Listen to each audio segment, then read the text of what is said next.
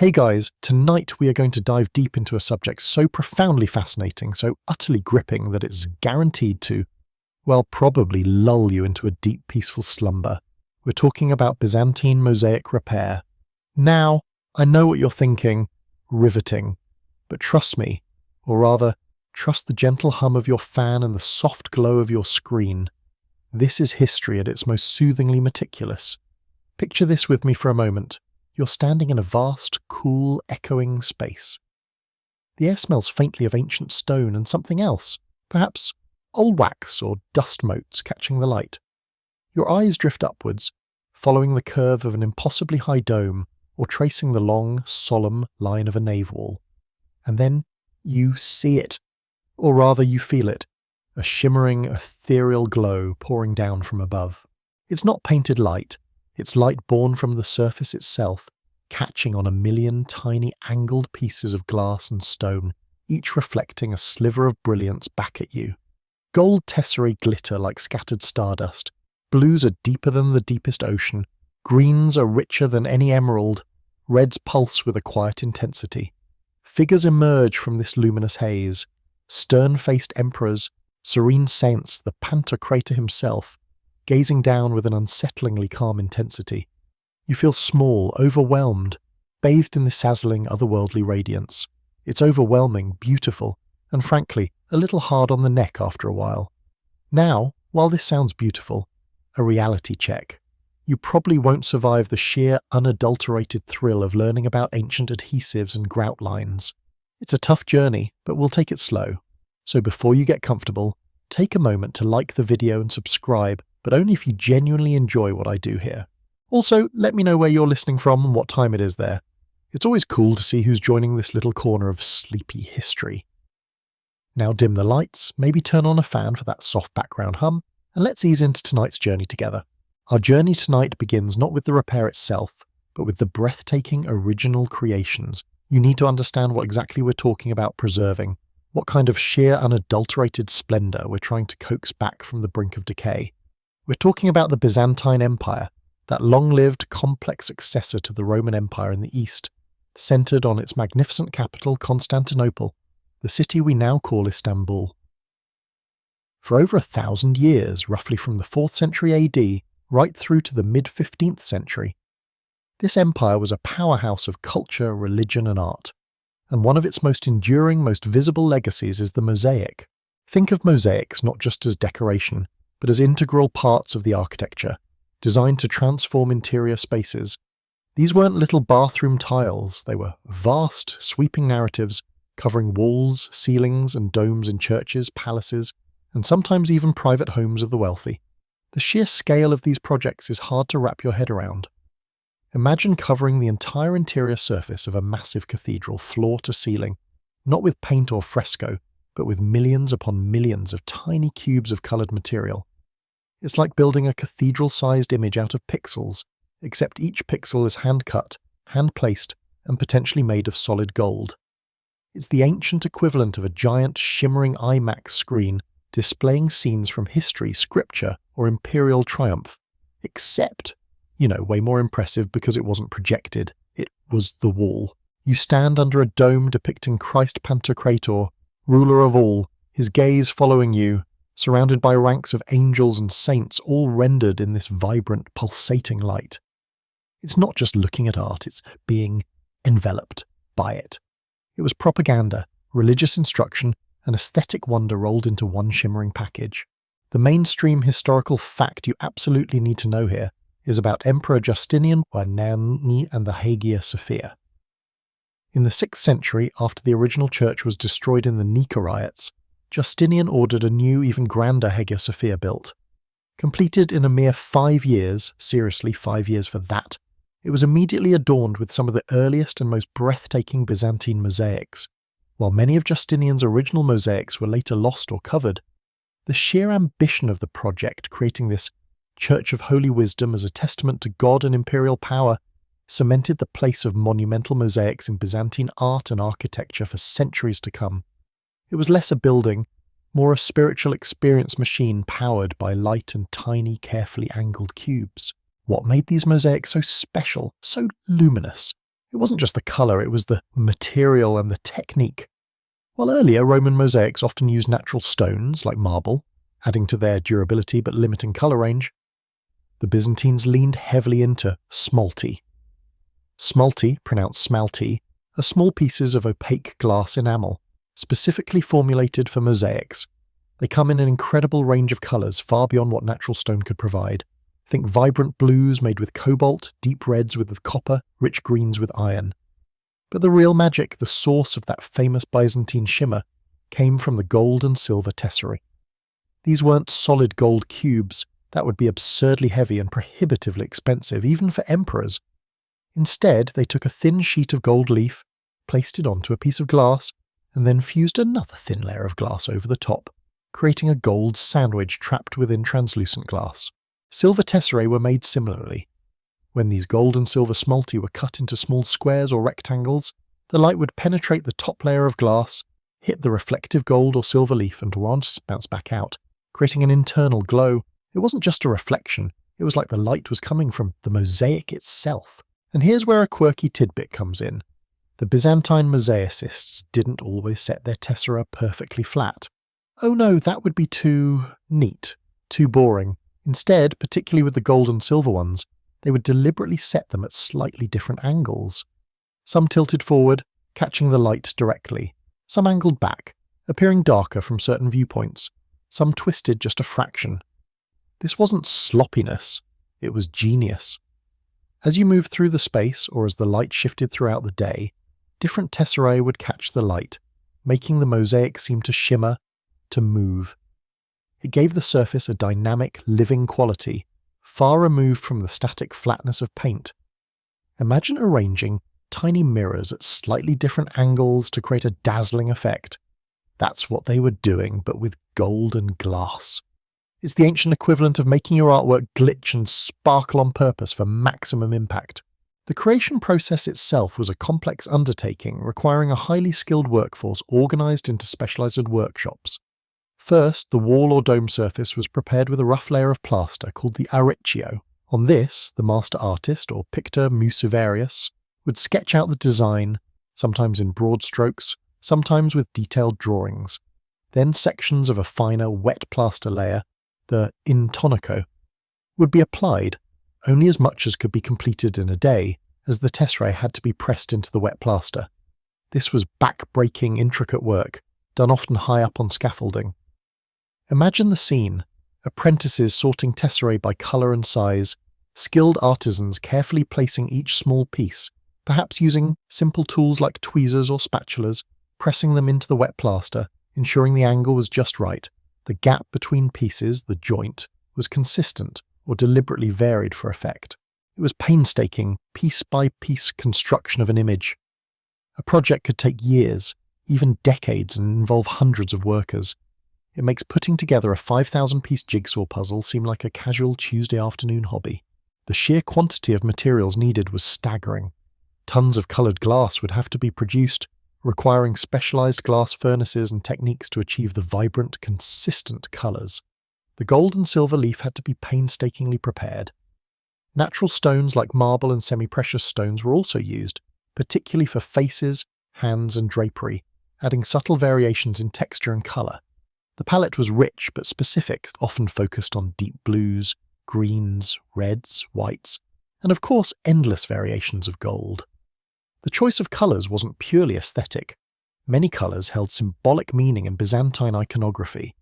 Blue for the heavens, red for divinity or martyrdom, white for purity, green for earth or paradise, and gold, always gold, representing divine light, eternity, and imperial glory. It was a visual language as much as it was art. Historians still argue whether the widespread use of mosaics in Byzantine churches, compared to frescoes which were more common in the Western Roman Empire and later Western Europe, was primarily due to theological reasons, the shimmering light as symbolic of the divine presence. Practical reasons, mosaics were more durable in the damp climate of places like Ravenna or Constantinople. Or perhaps economic reasons, displaying vast quantities of gold was a clear sign of imperial and church wealth. It's likely a combination of factors, as most historical phenomena are, but the debate highlights how deeply intertwined the art form was with the entire fabric of Byzantine society and belief. The initial glory of these mosaics, when they were fresh and new, must have been absolutely overwhelming. Picture the dedication ceremony of the church, the smells of incense, the chanting, and then, as you step inside, this explosion of light and colour enveloping you, telling stories from Scripture, presenting the imperial family alongside saints, creating a sense of being in a space that was literally paved with divine light.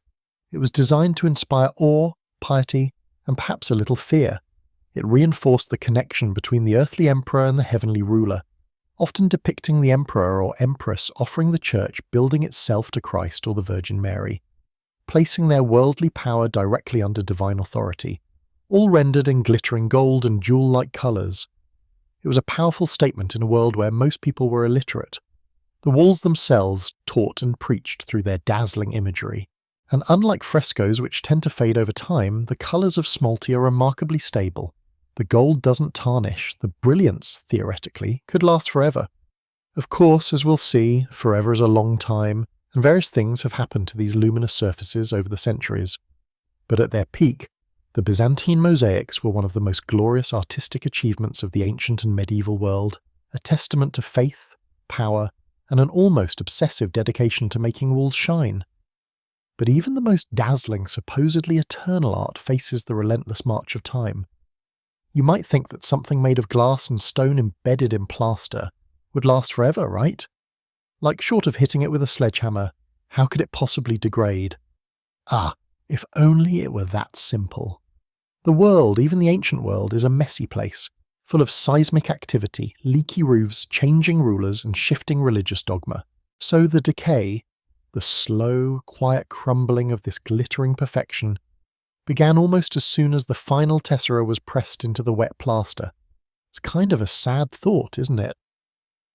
The artisans finish their masterpiece, step back to admire the blinding glory, and somewhere deep in the wall, a tiny crack is already forming. A single piece of glass is shifting almost imperceptibly.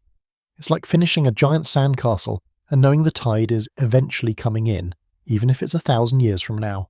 One of the most significant natural culprits in the deterioration of Byzantine mosaics was something entirely outside human control, at least in their capacity to prevent it: earthquakes. The Byzantine Empire, particularly its heartland around the Aegean Sea and Anatolia, sits right on major fault lines. Earthquakes weren't just occasional nuisances, they were a frequent and devastating reality of life. A major tremor wouldn't just shake the ground, it would send shockwaves through buildings, causing walls to sway, domes to flex, and arches to groan. And what happens to millions of tiny, rigid pieces of glass and stone stuck to a surface when that surface starts behaving like it's doing the Macarena? Chaos. The plaster layers holding the tesserae would crack and detach from the underlying structure. Tesserae would loosen, pop out, and rain down like glittering confetti, except, sharp and less celebratory. Large sections of mosaics could shear off walls entirely, leaving gaping wounds in the once perfect imagery. Imagine the scene after a quake, dust settling, the echoing silence, and then looking up to see Christ Pantocrator suddenly missing half his face, or a saint seemingly sprouting wings made of bare brick where his golden robes used to be. It's a brutal reminder of the fragility of even the most monumental human endeavours in the face of geological power. It's enough to make you appreciate buildings that just, stand still. Beyond the sudden violence of seismic events, there was the slower, more insidious damage caused by environmental factors. Water, for instance, is the quiet, persistent enemy of mosaics. Leaky roofs, cracked walls allowing rainwater in, or even just persistent high humidity in coastal cities could cause the plaster layers to soften, expand, and detach. Once water gets behind the mosaic, it can freeze and thaw in colder climates, pushing the tesserae forward. It can also carry dissolved salts from the stone structure, which then crystallize behind the mosaic, exerting pressure and causing bulging and detachment, a process called salt efflorescence. It's like the wall has developed an uncomfortable rash, and every tiny piece is itching to escape. Even without leaks, fluctuating temperature and humidity cause the building materials, the stone, the brick, the mortar, the plaster, to expand and contract at different rates. Over centuries, this constant tiny movement stresses the brittle mosaic layers, leading to cracks and detachment. But nature wasn't the only destructive force. Humans were remarkably good at damaging their own artistic heritage. One major source of intentional damage came from within the empire itself, during the periods of iconoclasm. This translates literally to image breaking. For various theological and political reasons, there were times in Byzantine history, roughly the 8th and 9th centuries primarily, when the veneration of religious images, including mosaics of Christ, the Virgin Mary, saints and angels, was officially condemned as idolatry. Emperors and church officials ordered the destruction or covering of these images in churches and public spaces. The mainstream historical fact to grasp here is the impact of the iconoclast controversy. During this period, countless mosaics were either hacked off the walls entirely or covered over with plaster or paint. Imagine the sheer scale of this destruction. Artisans who had spent years creating these masterpieces suddenly being ordered to chip them away or bury them. It wasn't just random vandalism, it was state-sponsored, ideologically driven destruction. While some mosaics were simply plastered over and thus inadvertently preserved beneath later layers, sometimes to be rediscovered centuries later, like finding ancient treasure hidden behind drywall, many were irrevocably lost, shattered into dust and rubble. It's a stark reminder that art history isn't just about creation. It's also about deliberate, sometimes violent erasure. Beyond religious purges, there was the damage inflicted during times of conflict and conquest. Constantinople, the heart of the empire, and home to many of its most magnificent mosaics, was besieged and captured multiple times throughout its history. The most infamous instance before its final fall was the Fourth Crusade in 1204. Western European crusaders, ostensibly on their way to fight in the Holy Land, diverted to Constantinople and sacked the city with astonishing brutality. Churches were plundered, palaces looted, and artworks destroyed or carried off. While they might not have specifically targeted mosaics for ideological reasons like the iconoclasts, they certainly didn't treat the buildings or their decorations with reverence during their rampage. A crusader looking for gold or jewels wasn't likely to care about preserving a delicate mosaic panel. They might chip it away, hoping to find valuables embedded in the wall, spoiler, there weren't any, or simply cause collateral damage in their destruction. It's the medieval equivalent of looters trashing a museum. They aren't art critics, they are just wrecking stuff. And then there's the slow, quiet damage of neglect. As empires rise and fall, priorities shift and buildings age. Churches might fall out of use, palaces be abandoned, maintenance budgets dry up, a problem familiar to anyone dealing with old buildings even today. A small leak in the roof goes unrepaired for years, and slowly, relentlessly, water damage spreads, undermining the plaster, loosening the tesserae. Sections detach and fall, dust accumulates. The vibrant colours dim under layers of grime. Without regular cleaning and minor repairs, decay accelerates. A building that was once a glittering jewel becomes a crumbling shell. It's not as dramatic as an earthquake or a siege, but neglect is a powerful, persistent force of destruction. Consider also the changing tastes and needs over centuries. As styles evolved, later occupants of buildings might choose to alter the interiors. Sometimes this meant adding new art, perhaps frescoes over existing mosaics, or even replacing mosaics with marble cladding or other decorative schemes. While not always destructive in intent, these alterations could nonetheless involve removing or damaging older mosaic work.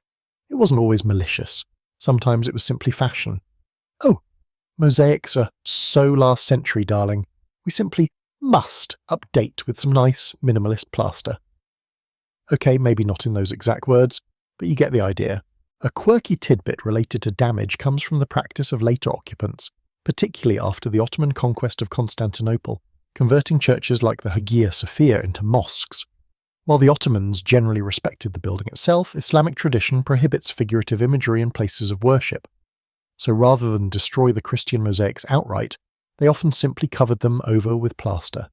This act, intended to neutralize the imagery, paradoxically ended up preserving many mosaics for centuries, hidden beneath layers of white plaster, only to be rediscovered during conservation efforts in the 20th century. It's a strange twist of fate, an act of obliteration becoming an act of preservation, like putting a painting in storage because you don't like it, only for it to survive a fire that burns down the rest of your collection. Historians still argue whether the damage inflicted during the iconoclast period was more extensive and permanent than the cumulative damage from centuries of earthquakes, neglect, and later conquests.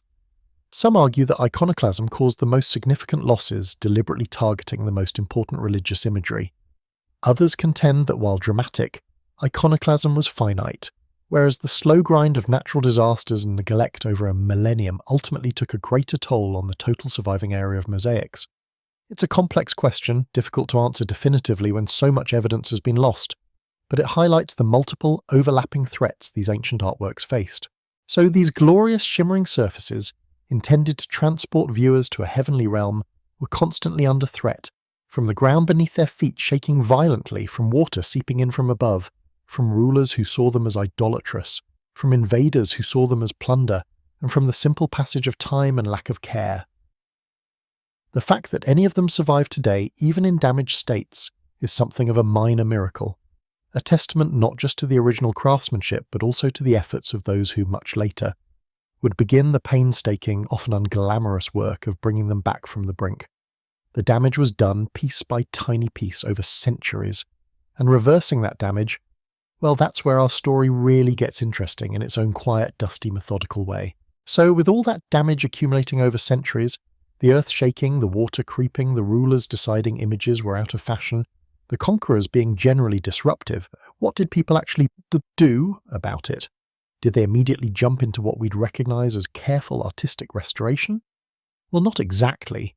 For the longest time, through much of the Byzantine period itself, and definitely in the eras that followed, the approach to damaged mosaics was, shall we say, less about delicate, painstaking art repair and more about just making the wall, a wall again, or covering up something problematic. Think of it less like calling in a specialist art conservator and more like grabbing whatever spare bits and bobs you have lying around to patch a hole in the fence. Functionality often trumped aesthetics, and survival of the building itself was usually the top priority. Imagine you're responsible for a grand church or palace in, say, the 10th century. There's been an earthquake again, and a section of that dazzling mosaic showing some obscure saint doing something saintly has detached and fallen, leaving an ugly, bare patch of brick or rubble. Your main concern isn't usually to perfectly recreate St. Bartholomew and his questionable choice of sandals. Your concern is that you've got a hole, or at least a vulnerable spot, on a structural element of your very large, very important building. Water might get in, the wall might weaken further, and frankly, it looks a bit rubbish. So what's the simplest, quickest way to deal with it? Often the answer was just to replaster. You'd mix up some fresh plaster or mortar, slap it over the damaged area, smooth it out, or maybe not even that much, and call it a day. Problem solved.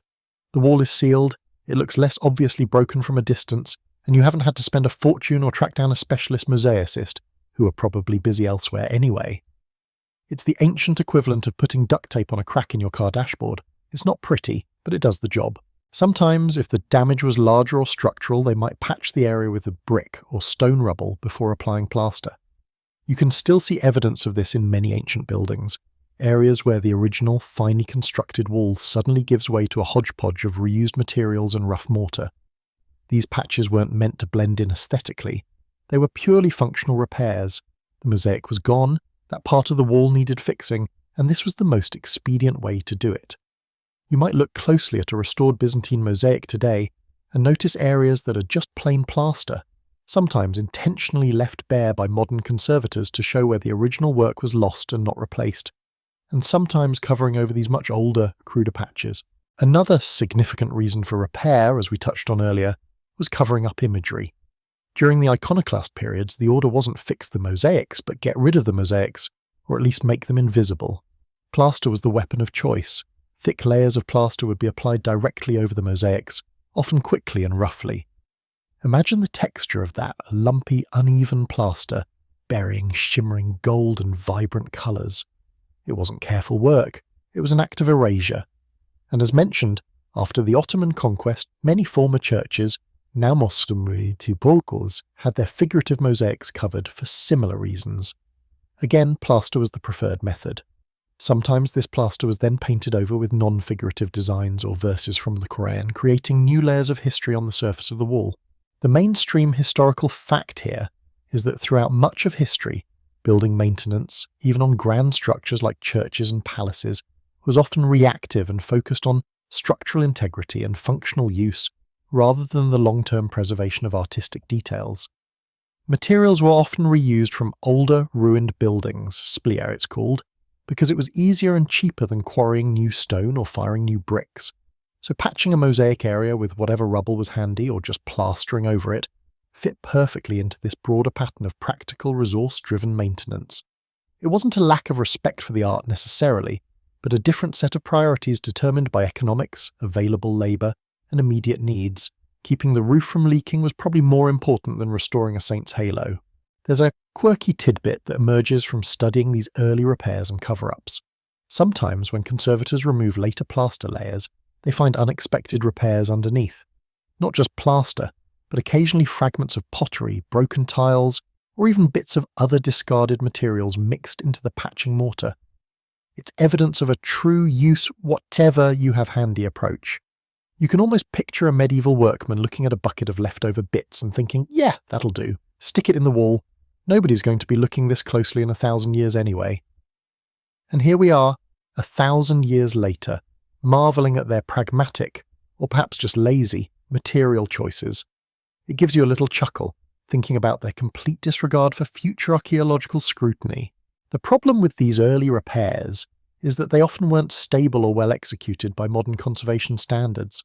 The plaster might not adhere well to the underlying wall or the remaining mosaic fragments. The patches could fail over time, causing further damage. Covering mosaics with plaster, while sometimes inadvertently preserving them from air and dust, could also trap moisture, accelerating decay of the original materials underneath.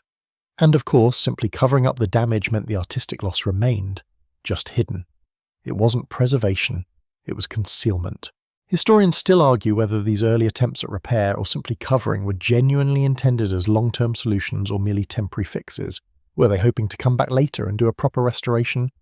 Or was the mosaic considered lost once it fell off the wall, and the covering just a practical measure? It's hard to know the intent of people centuries ago based solely on the physical evidence of their work.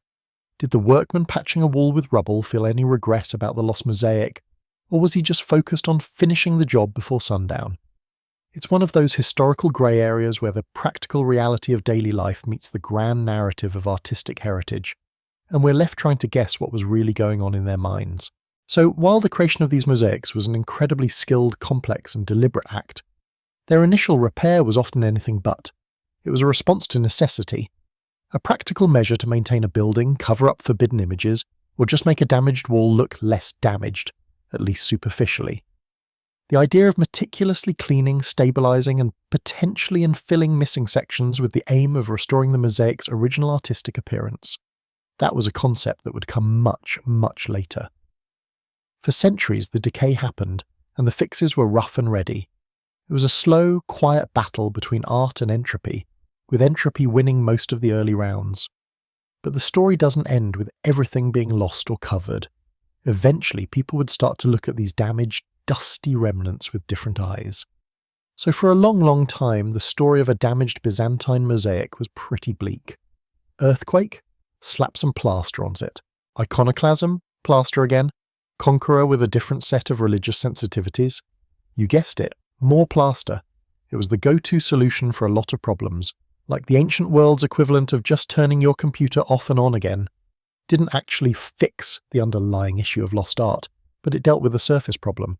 This went on for centuries, during what historians used to call the Dark Ages, a term we don't really use anymore because it's not fair to the amazing things that did happen, like building cathedrals and developing complex agricultural systems, which honestly sounds exhausting. But then something shifted. Things started to get, dare I say it, interesting. Again, the Renaissance. You know, that period roughly from the 14th to the 16th century, primarily in Italy, where people suddenly got really, really excited about the classical world again. Like finding a box of your grandparents' old records and realising, hey, this stuff is actually pretty cool. Scholars and artists started digging through old texts, looking at ancient ruins with fresh eyes, and generally having a collective aha moment about the achievements of Greece and Rome. This renewed interest didn't just stop at statues and philosophy.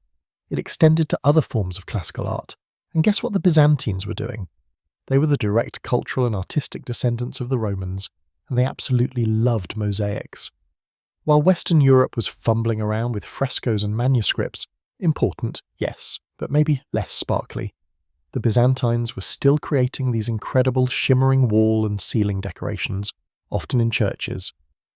They kept the technique alive, evolving it from the Roman floor mosaics into the soaring spiritual images we associate with places like Hagia Sophia or the churches in Ravenna.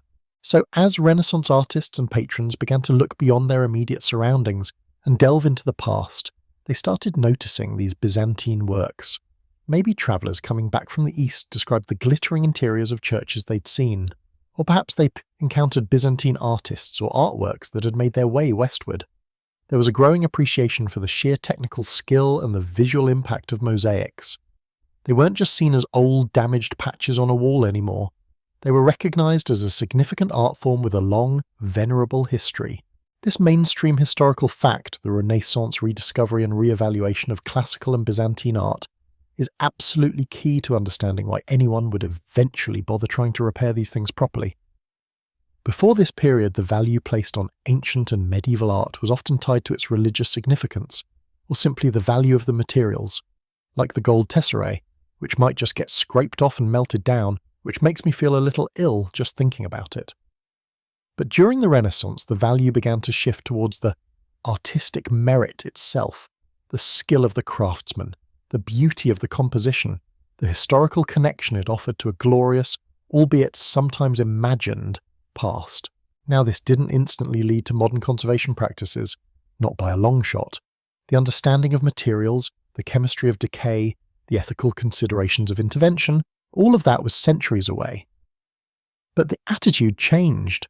Instead of just covering up a damaged mosaic or salvaging the gold bits, people started thinking, maybe we should try to fix this, or at least, let's not destroy it completely. You might see some early attempts at repair from this era that look utterly bizarre to modern eyes. They might try to chip out damaged sections and replace them with painted plaster to mimic the missing tesserae, which often ended up looking less like a mosaic and more like a bad cartoon. Or they might try to glue loose tesserae back with whatever adhesive was handy, which might have been hide glue or some other organic substance that would just fail later and cause more problems. Imagine trying to stick tiny cubes back onto a wall with something that smells suspiciously like boiling horse hooves. Not exactly high-tech. There's a quirky tidbit here.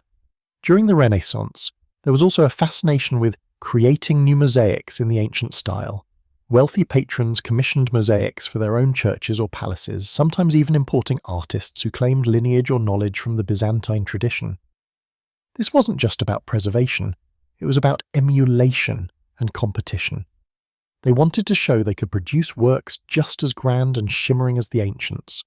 This revival of mosaic production meant there were actually skilled mosaicists around again, which hadn't really been the case in Western Europe for centuries. These new mosaicists, while focused on creation, also had a practical understanding of the materials and techniques, which could occasionally be applied to the repair of older works, though often with the aim of making them look new again rather than preserving their age. Historians still argue whether this Renaissance revival of interest in mosaics was primarily driven by genuine artistic appreciation or by a desire to claim cultural legitimacy by connecting to the glorious past of Rome and Byzantium. Was it a deep respect for the craft? Or was it more of a status symbol, a way to say, look, we're just as sophisticated as those guys were? It's probably a mix of both, as most human motivations are, but the effect was undeniable. Mosaics were back on the cultural radar. However, even with this newfound appreciation, the methods were still rudimentary and often harmful by modern standards. There wasn't a concept of minimal intervention or reversibility. If a piece was loose, you'd stick it back with something strong. If a section was missing, you'd fill it in to make it look complete, even if the fill material was completely different and incompatible with the original. It was like trying to restore a vintage car by slapping on Bondo and painting it with house paint. Looks okay from a distance, but you've actually damaged the original finish. So while the Renaissance gave mosaics a much-needed PR boost after centuries of neglect and abuse, it didn't magically solve the problem of their decay. Damage continued, and the repairs that were attempted were often experimental, inconsistent, and sometimes made things worse in the long run, but it was a start. It was a recognition that these glittering pictures weren't just old wall coverings. They were art worth looking at, art worth maybe, just maybe, trying to keep around. The stage was set for future generations to develop more systematic and careful approaches, but the path from crude patching to sophisticated conservation would be a long and winding one, filled with trial and error, dusty workshops, and probably a lot of frustrated sighs. So while the Renaissance sparked this initial flutter of interest, it was really just the overture. The main act of truly grappling with the decay of these incredible Byzantine mosaics and trying to do something about it beyond just covering it up or hacking bits off didn't really get going right away. The Renaissance gave them the artistic value stamp, but the practical reality was that they were still old, often located in dusty, inconvenient places and actively falling apart. Imagine having a priceless Ming vase that's held together with Scotch tape and located in your leaky basement. You know it's valuable, but actually doing something about it feels like a whole other level of commitment. The centuries that followed, roughly from the late 16th through the 18th century, saw a slow, almost glacial shift. It wasn't a sudden dawn of modern conservation, more like a gradual twilight where people started fumbling around for the light switch. Travel became a little easier, especially for the wealthy elites undertaking the grand tour. Suddenly, more people from Western Europe were visiting places like Italy, Greece, and eventually Constantinople, modern Istanbul. They were seeing these stunning mosaic interiors, the gold shimmering, the figures looking down from domes and apses, and they were also seeing the damage. Missing tesserae, cracked plaster, sections that had simply collapsed onto the floor centuries ago and never been retrieved. This increased exposure fueled a growing field known as antiquarianism. This wasn't quite the systematic scientific archaeology we know today. Think less Indiana Jones with a trowel, more like a slightly obsessive collector with a notebook and perhaps a gentleman's agreement to bribe a local official. Antiquarians were fascinated by the past, collecting artifacts, sketching ruins, and describing ancient sites. Mosaics, especially large wall and ceiling mosaics, were hard to collect, unless you chipped off a piece, which sadly happened, but they were definitely part of the ancient landscape these folks were interested in. As antiquarians and other visitors observed the decay, and as religious institutions, who often housed these mosaics in their churches, dealt with the practical issues of falling debris and crumbling walls, there began to be slightly more deliberate attempts at intervention. Note the word slightly. We're not talking about trained conservators with scientific knowledge, we're talking about local builders, plasterers, or sometimes priests who just needed to stop the ceiling from falling on the congregation. Their methods were, shall we say, rustic. If a section of plaster holding the tesserae was loose, they might try to inject some kind of lime mortar or plaster behind it. If tesserae were missing, they might try to fill the gap with plain plaster, maybe painted a solid colour to match the background, often gold, which meant a patch of depressing beige, or occasionally attempting to paint a simplified version of the missing image. If a section was really unstable, they might prop it up, or in worse cases, remove it entirely and store it, or lose it. It was problem-solving with the materials and knowledge at hand, which were often inadequate for the delicate and complex nature of the mosaics. Imagine trying to fix a delicate, intricate lacework with industrial-strength superglue and bits of cardboard. It might hold for a bit, but it's not pretty, and it's definitely not what the original artist intended. These early interventions often caused problems down the line. Using a mortar that was harder than the original bedding layer could stress the surrounding mosaic. Using incompatible plasters could lead to moisture problems. Painting over missing areas obscured the original technique and was irreversible without damaging the surrounding mosaic. There was also a burgeoning interest in documenting these works, often because people realized they were fragile and might not last forever. Early drawings and watercolors were made of famous mosaics. While invaluable today for showing us what some mosaics looked like before further damage, these early documentations were often more artistic interpretations than accurate technical records. An artist might idealize a figure, get the colors slightly wrong, or simplify complex patterns.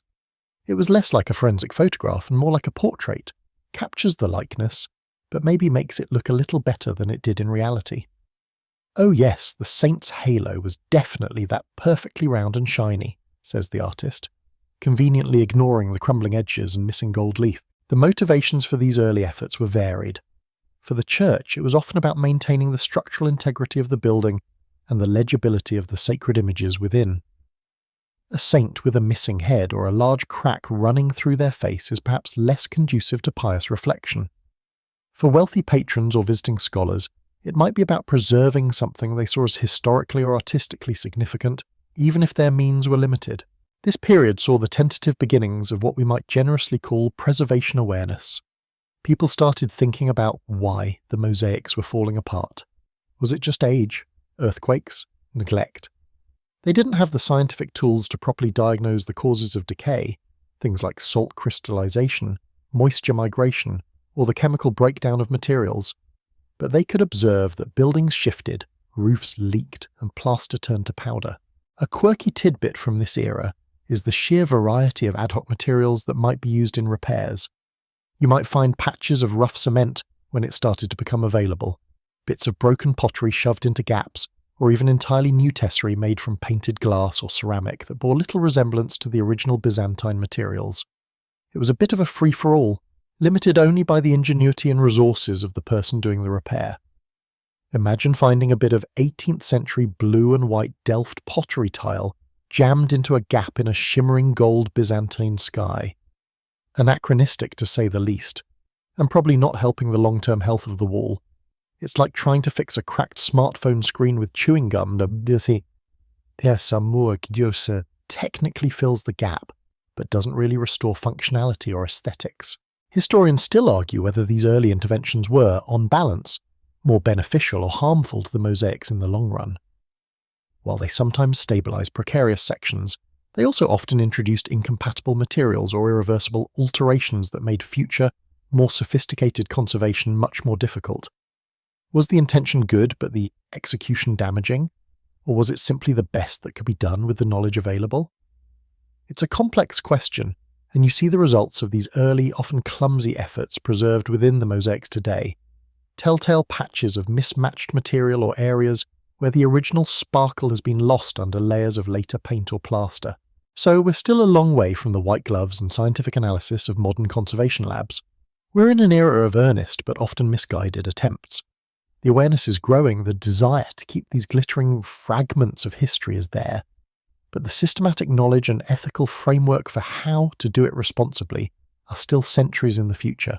It's like deciding you want to be a brain surgeon, but starting by just poking around with a pointy stick. You might learn something, but you're probably going to cause more problems than you solve initially.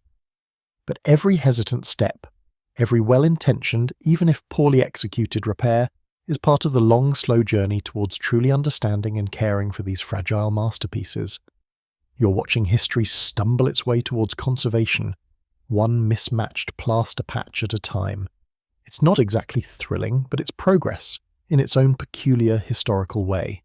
Right, so you've seen how things were kind of limping along, with well-meaning but often clunky repairs happening here and there in the centuries after the Renaissance sort of rediscovered these mosaics. Now, fast forward to the 19th century, and the pace picks up considerably. Suddenly, there's a much bigger surge of interest. It's not just a few scattered antiquarians, it's the dawn of something a bit more organised, though perhaps just as chaotic in practice.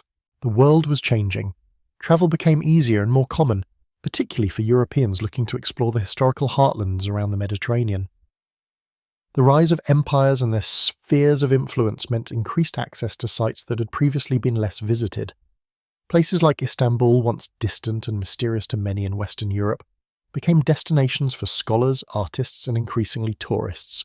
And when they got there, they saw the Hagia Sophia, the Kora Church, Cairo Museum today, and other sites, and there they were blown away by the mosaics, often despite their dilapidated state. This was also the era when archaeology and art history began to emerge as distinct, more professional fields. No longer just gentlemen collectors digging around, you started getting actual academic study. People weren't just looking at classical Greece and Rome, they were broadening their horizons to include the Byzantine Empire, recognizing it as a significant civilization in its own right, not just a decadent footnote after Rome fell. This academic interest spurred more systematic exploration, documentation, and unfortunately sometimes rather aggressive intervention. There was a sense of urgency developing. These scholars and visitors saw that the mosaics were literally crumbling. If something wasn't done, they might be lost forever. This led to major documentation projects. People would spend months painstakingly drawing the mosaics, capturing the colours, the forms, the compositions. These weren't just quick sketches anymore. They were often detailed, scaled drawings, sometimes even full-size cartoons made by tracing sections directly onto paper held against the wall, which, as you can imagine, was a delicate process and potentially harmful to the fragile surfaces. Photography also began to be used, though it was cumbersome for capturing vast, dimly lit interiors, especially the shimmering gold that tended to blow out exposures. Still, early photographs provide incredibly valuable glimpses into the condition of many mosaics before later restorations or further decay. Plaster casts were also popular, creating a mould directly from the mosaic surface to get a perfect three-dimensional copy.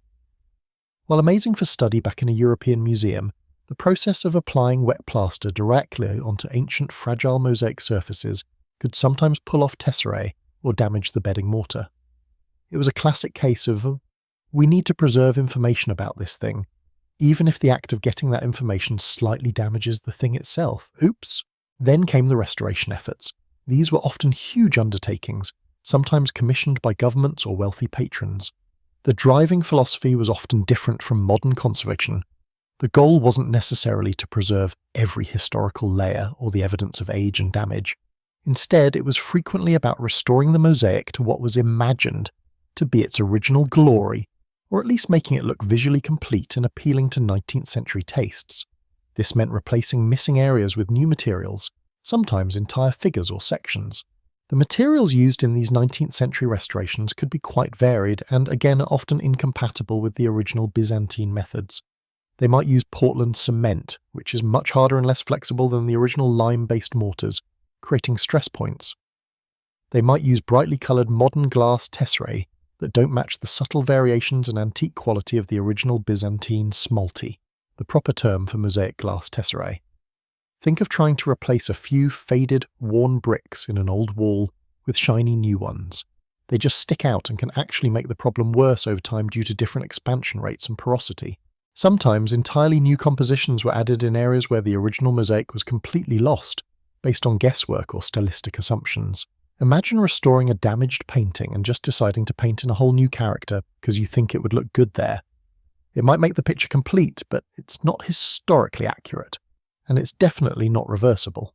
A mainstream historical fact from this period impacting mosaic studies is the work done by the Fossati brothers, Swiss architects hired by the Ottoman Sultan Abdülmecid I in the mid-19th century to restore Hagia Sophia.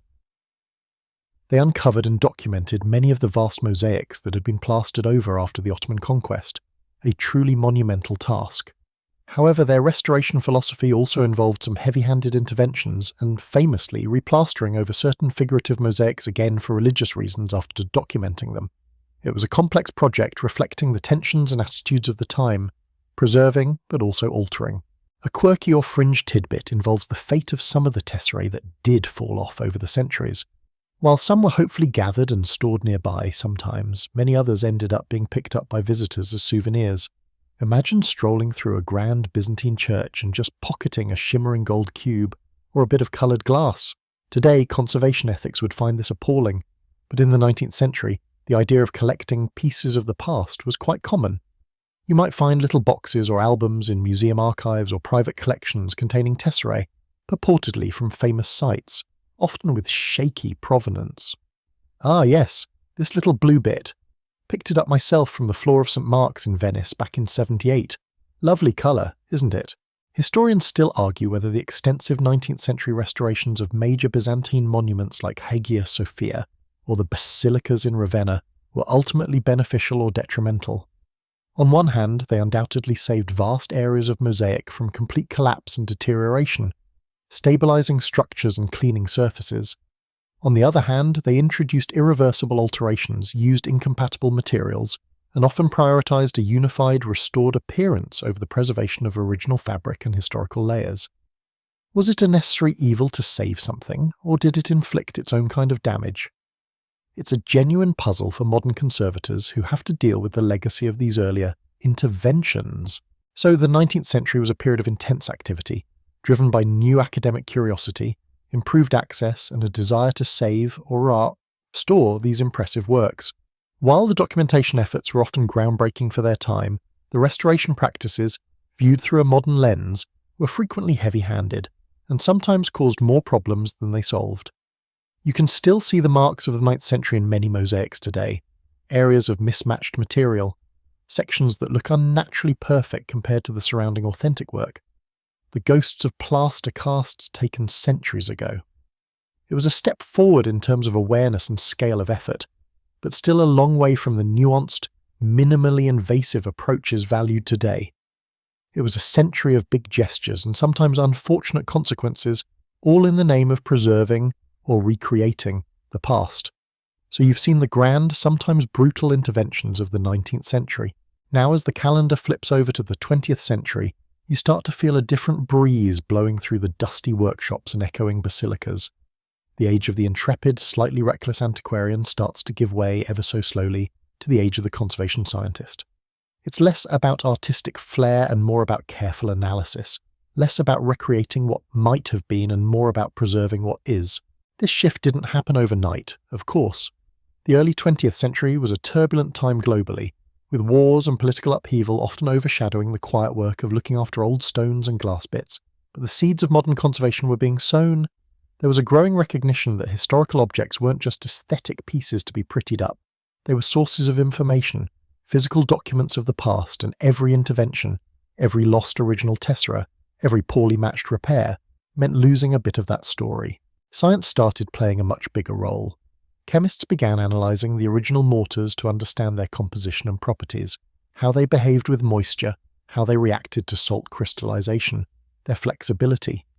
Physicists might study the structural dynamics of walls and vaults holding the mosaics, understanding how settlement or earthquakes affected them. Microscopes weren't just for peering at tiny insects. They were used to examine cross-sections of mortar beds and tesserae, revealing layers of history, original techniques, and previous repairs. It was like putting the mosaic under a forensic lens, trying to figure out exactly what had happened to it over the centuries. New materials and techniques started being explored, guided by this scientific understanding.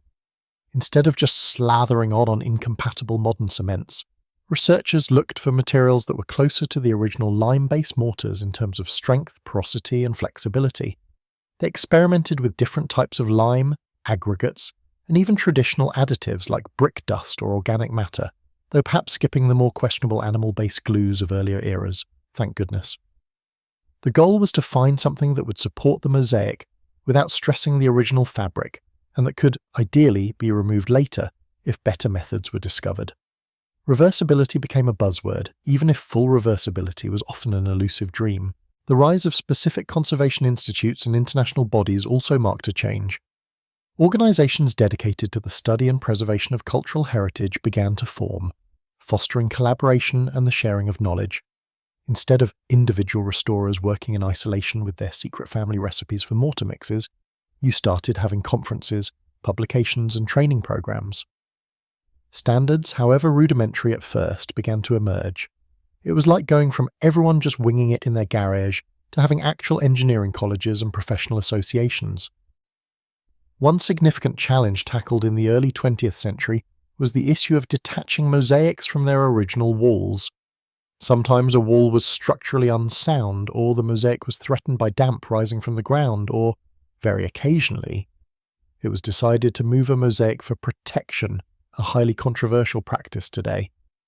In the past, this might have involved brute force, chipping the mosaic off the wall in chunks, often destroying the original bedding layers and potentially damaging the tesserae themselves. The early 20th century saw the development of more refined detachment techniques.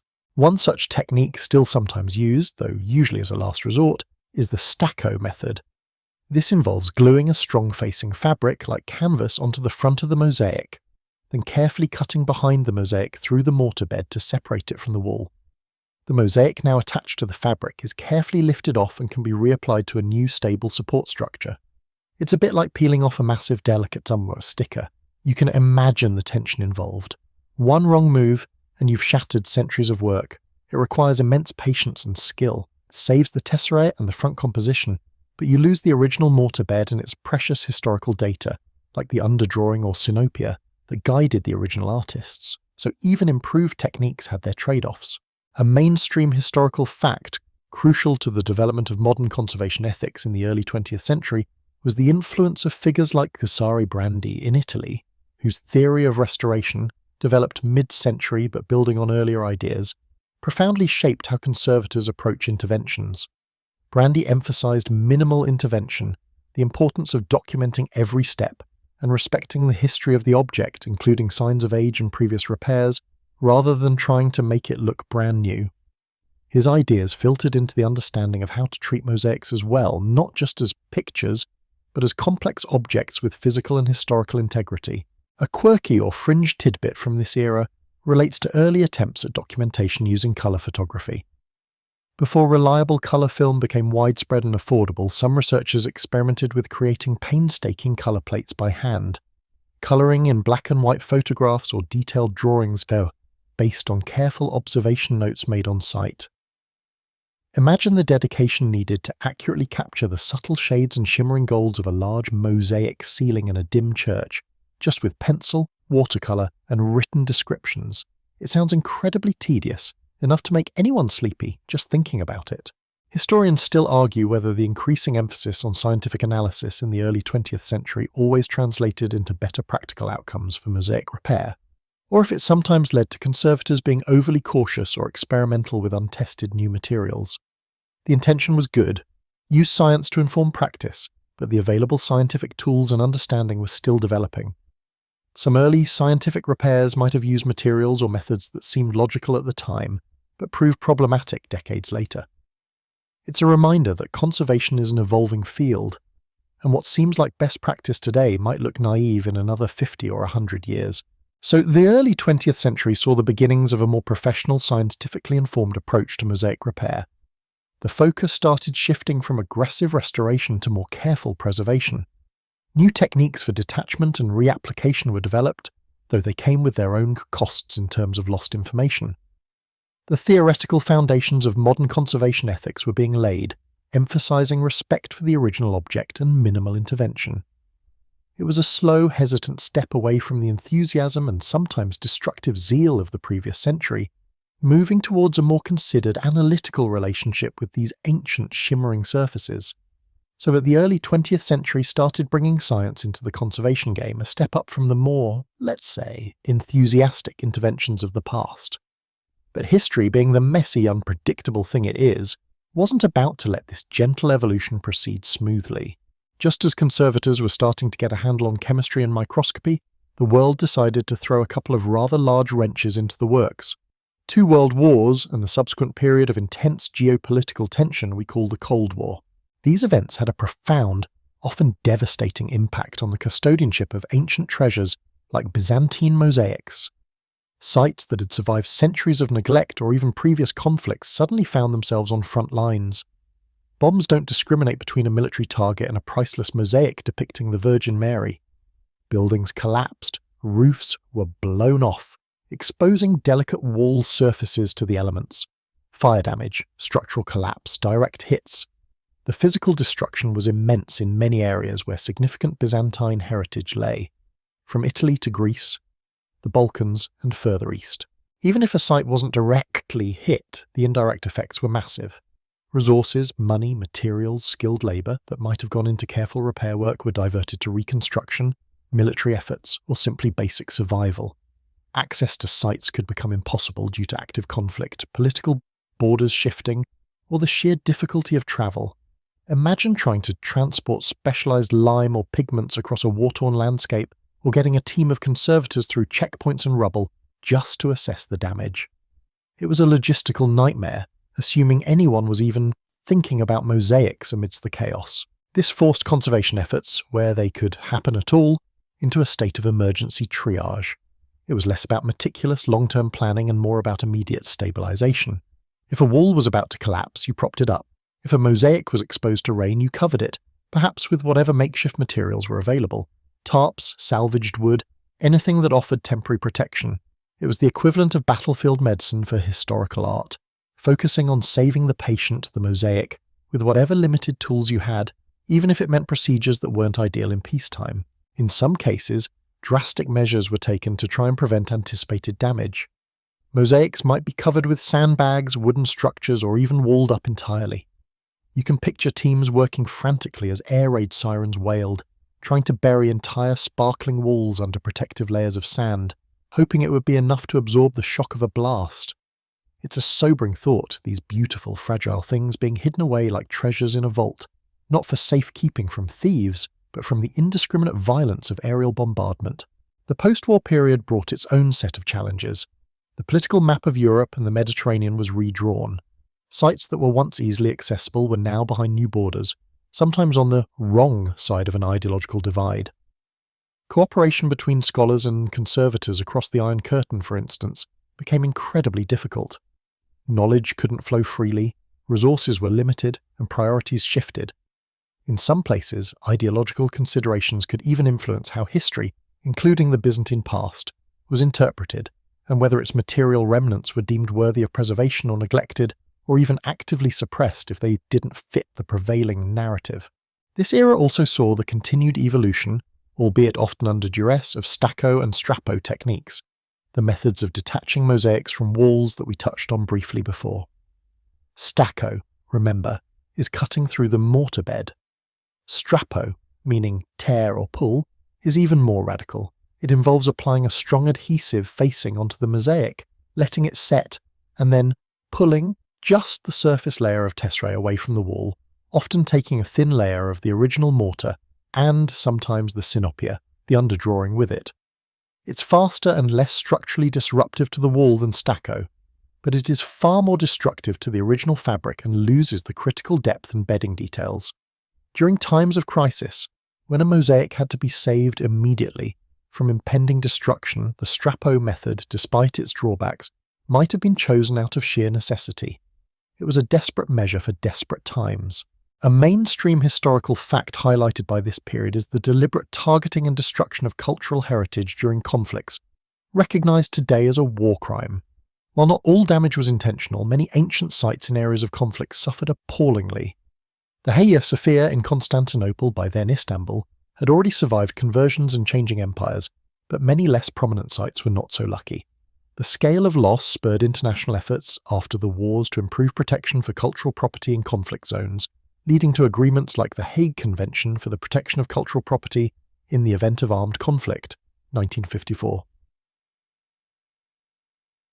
A quirky or fringe tidbit from this challenging time could be the ingenious ways conservators sometimes had to improvise materials. With supply lines disrupted and standard conservation products unavailable, restorers might have had to rely on local traditional materials, sometimes rediscovering forgotten techniques or using whatever could be sourced from the immediate environment. Imagine trying to find the right type of lime in a bombed-out city, perhaps scavenging it from old buildings, or mixing mortar with whatever aggregates were at hand, hoping it would somehow work. It's a testament to their dedication, even under immense pressure. Historians still argue whether the emergency conservation measures taken during and immediately after the mid-20th century conflicts did more long-term good than harm. While they undoubtedly saved many mosaics from total destruction, the rapid, often poorly resourced interventions sometimes used incompatible materials, rushed procedures, or irreversible techniques like widespread strappo. These interventions themselves often became complex conservation problems for future generations to untangle. It's easy to judge from a distance, but put yourself in their shoes. Faced with imminent loss, any action, however imperfect, might have seemed better than doing nothing at all. So the mid-20th century was a period of immense challenge for mosaic conservation. War and political instability caused widespread damage, disrupted work, and forced conservators to resort to emergency measures. Despite the theoretical advances of the early century, practical realities often dictated rushed, sometimes destructive interventions. Yet amidst the chaos, the dedication to preserving these fragile links to the past persisted, often against overwhelming odds, setting the stage for a renewed focus on careful ethical conservation once the dust began to settle. So, after the chaos and improvisation of the mid-20th century, with wars disrupting everything and forcing conservators into battlefield medicine mode for mosaics, a new era slowly dawned. It wasn't sudden, of course. History rarely turns on a dime, more like a slow, creaky ship coming about. But the prevailing winds shifted significantly. The period after the major conflicts saw science, which had been tentatively poking its head into conservation in the early century, really take the reins. It became the dominant force, or at least the essential partner, in the incredibly complex task of trying to fix things that were falling apart after centuries of existence and decades of conflict or neglect. You can almost feel the shift in the air, less the frantic energy of sandbagging walls against bombs, more the quiet hum of laboratories, the faint smell of chemicals mixing, the careful click of a microscope slide. Conservators started working hand in hand with chemists, physicists, materials scientists, and engineers. It was a recognition that understanding why something is deteriorating is just as crucial as knowing how to put it back together. You're no longer just a craftsman with a trowel and some plaster. You're part of a team, analysing samples, testing theories, grappling with molecular structures. The focus, technically speaking, shifted heavily towards what's called consolidation. Now, consolidation in conservation isn't about merging companies or paying down debt, though maybe the field could use some of that too. It's about making something weak strong again. Think of a crumbling stone, a friable paint layer, or in our case a mosaic whose tesserae are loose, whose mortar bed is turning to powder, or whose underlying wall is unstable. Consolidation means introducing a substance that penetrates the weakened material and binds it together, or adheres it more firmly to its support. It's the invisible glue, the silent strengthener, working deep within the structure. This is where science really shone. Traditional materials like lime-based mortars had been used for centuries, and conservators knew how to use them, but the science of how they worked, how they aged, and why they sometimes failed was less understood. Modern science allowed for granular analysis. You could take a tiny sample of the original Byzantine mortar, smaller than a grain of rice, and put it under a microscope, analyze its chemical composition. What kind of lime did they use? What aggregates?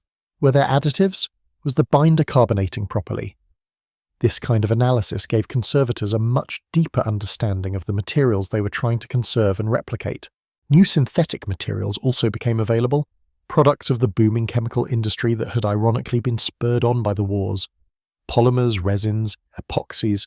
Suddenly there was a whole new palette of potential consolidants and adhesives.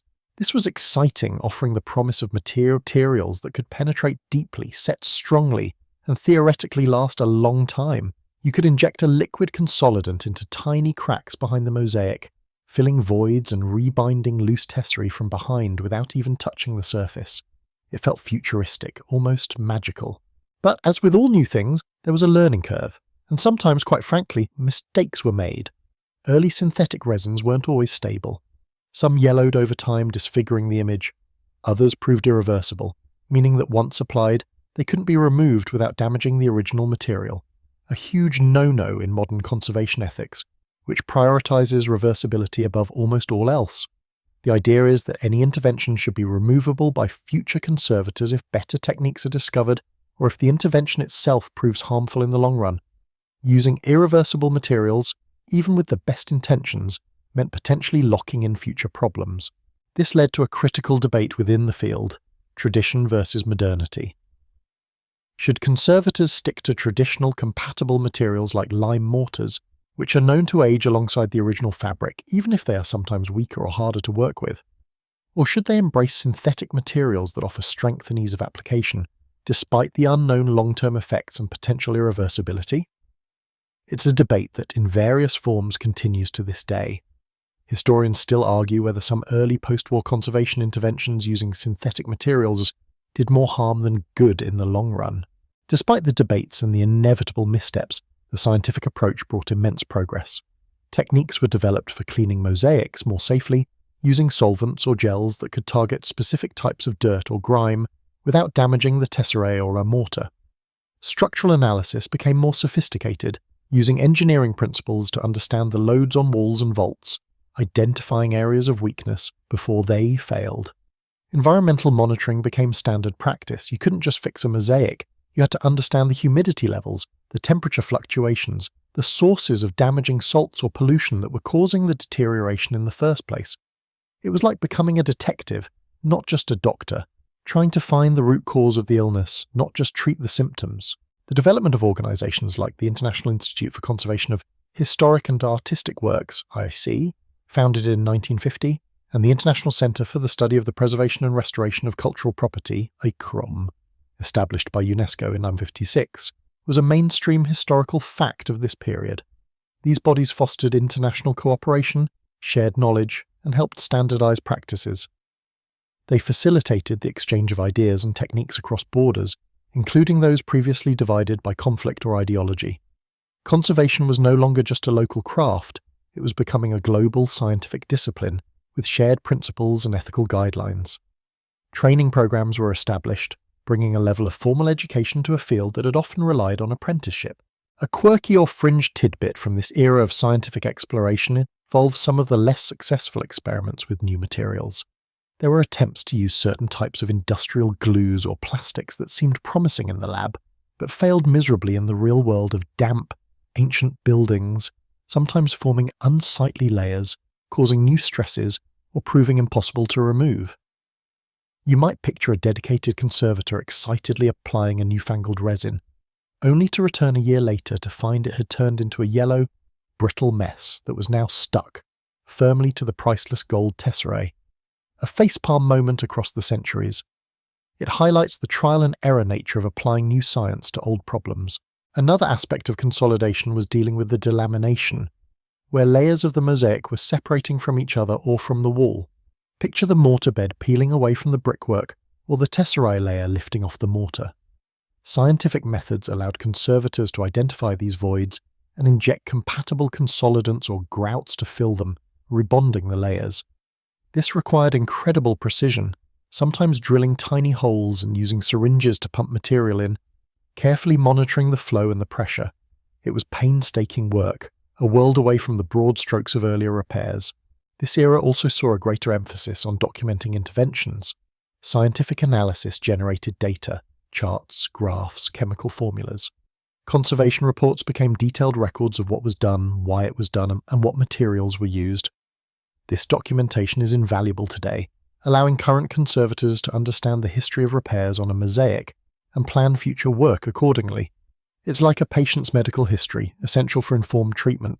The ethical framework of conservation also solidified during this time, heavily influenced by the scientific principles and the desire to avoid past mistakes. Key tenets emerged: minimal intervention, do only what is necessary; reversibility, use materials that can be removed; compatibility, use materials that won't harm the original or react negatively with it; and documentation.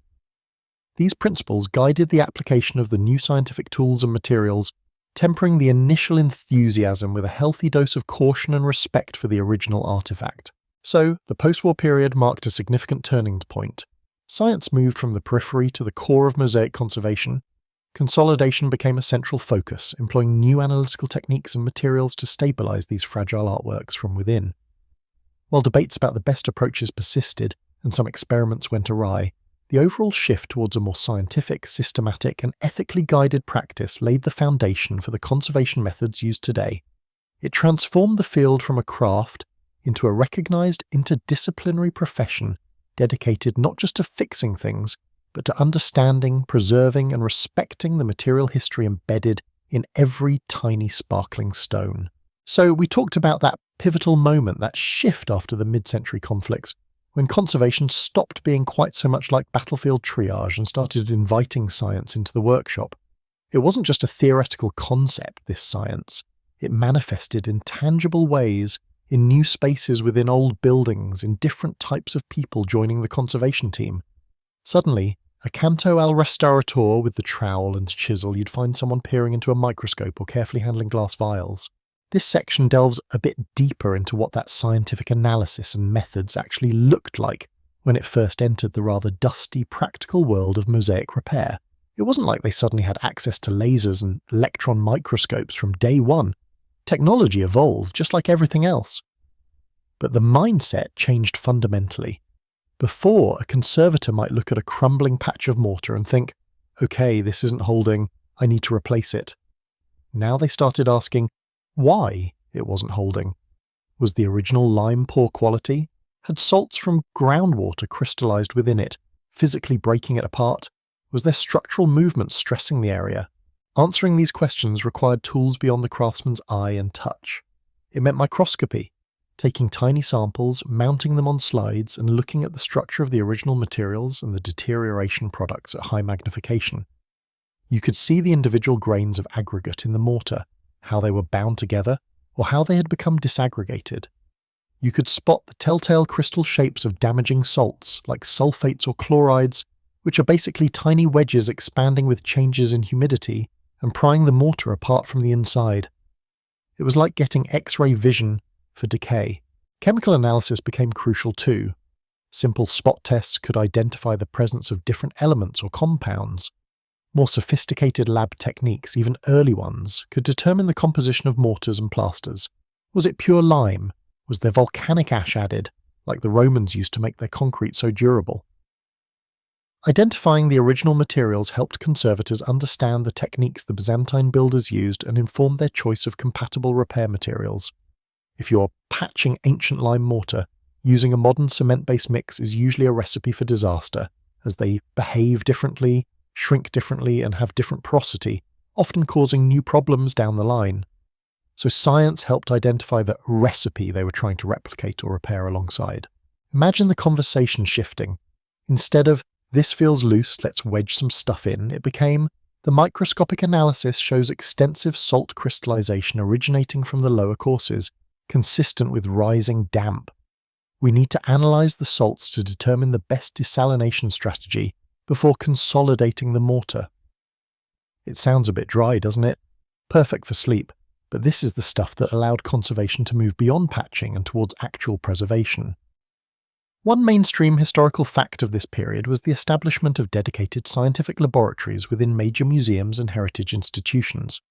Places like the British Museum, the Louvre, and later, institutions focused specifically on conservation science, began employing chemists and physicists alongside art historians and conservators. This wasn't common before the 20th century, especially not with the explicit purpose of analysing art and artefacts for conservation purposes.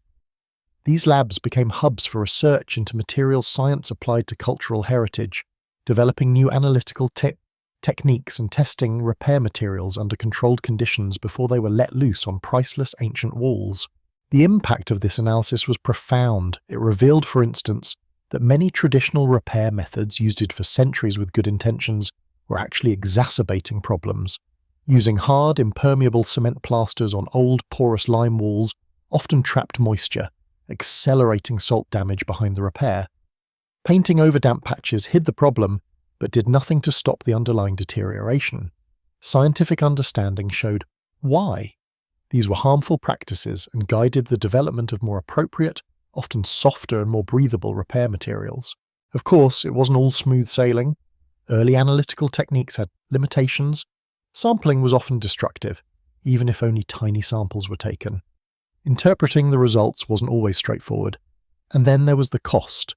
Setting up and running a lab wasn't cheap, especially in the aftermath of wars. Getting traditionally trained craftsmen to fully trust and integrate the findings of scientists who might never have held a trowel was another hurdle.